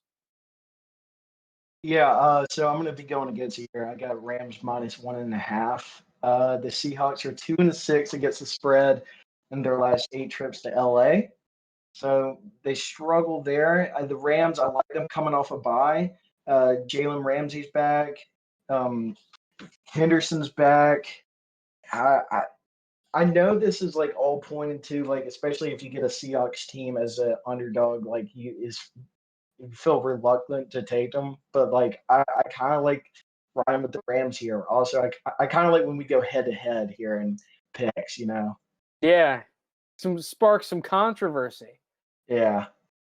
My next pick, I'm going to be taking the Bucs -5.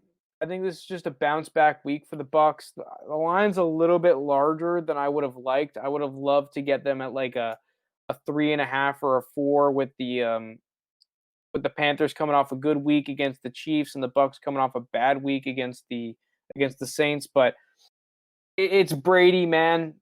Brady is king of the bounce back. He's had games where he's performed poorly before, but he's the kind of guy, he doesn't let it affect his play throughout the rest of the season.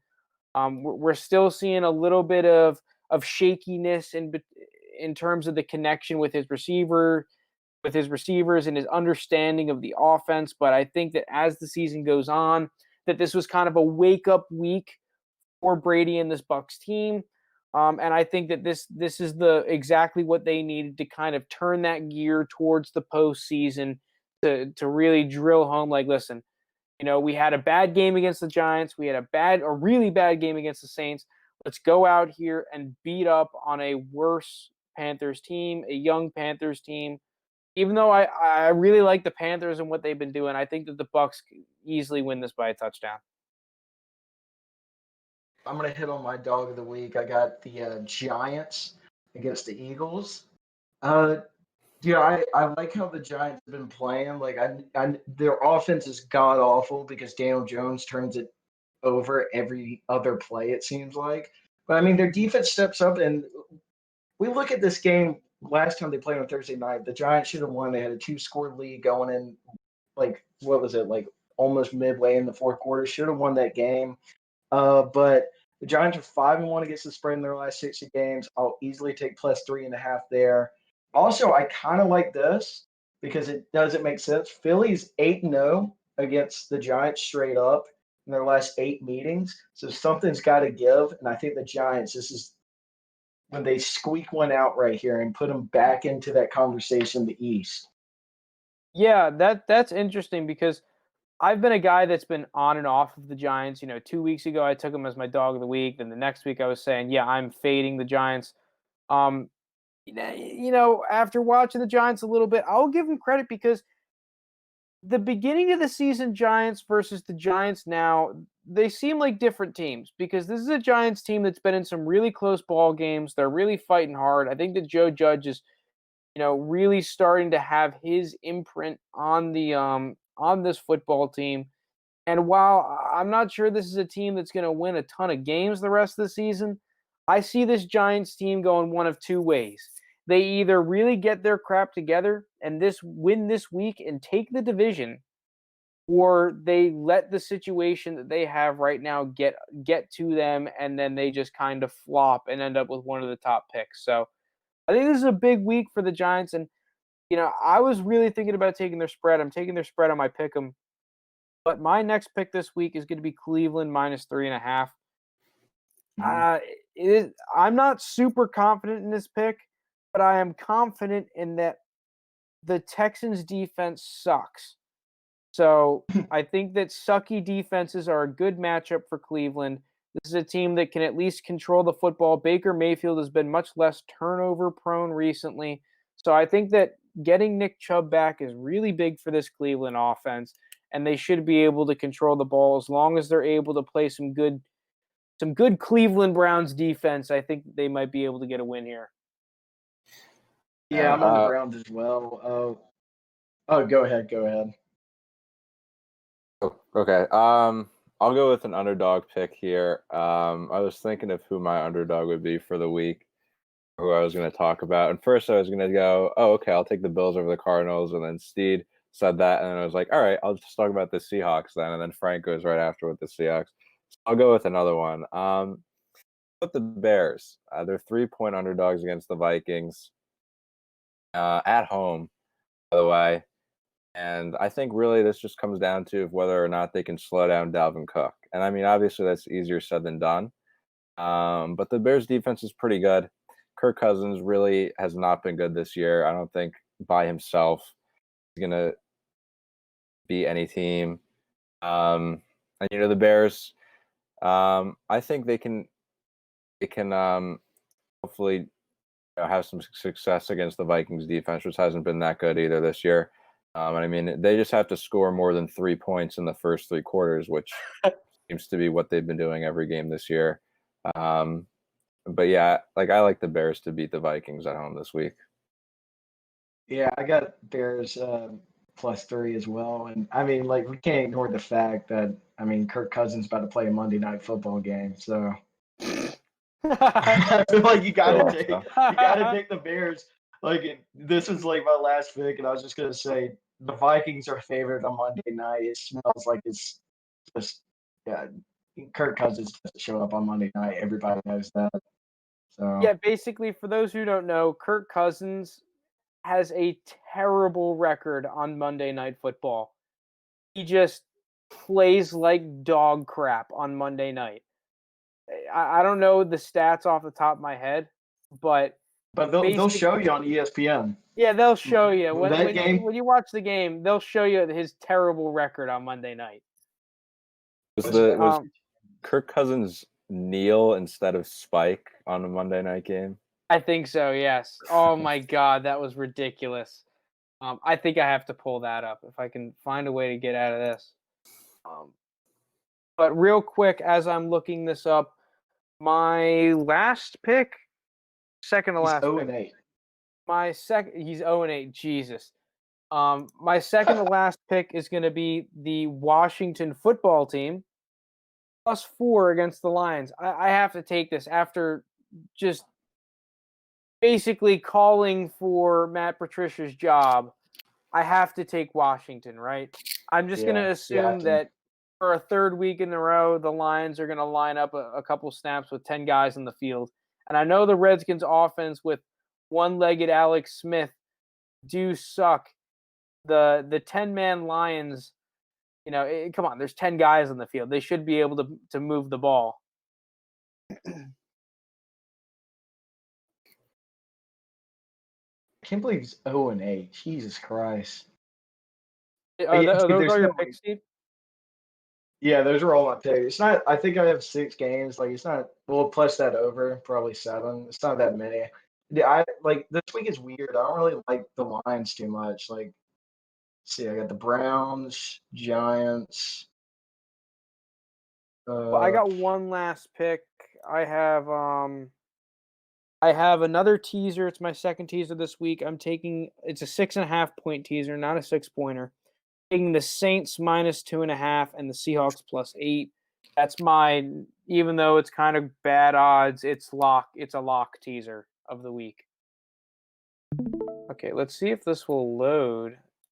Having some struggle loading. Before we end the episode, we can all bask in Kirk Cousins kneeling instead of spiking. I don't think this is going to work.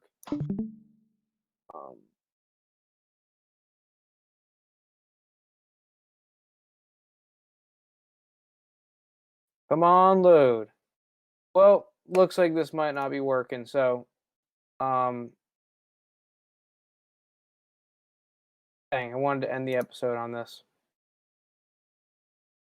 Yep, so that's probably going to do it from us here. Sorry I couldn't get that to work there at the end of the episode, but if you made it this far, thank you so much for listening.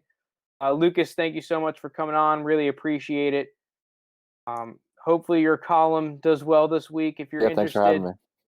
Check it out on 3rd-and-20.com. It'll probably be coming out Friday. But other than that, thank you so much and peace out. See you guys.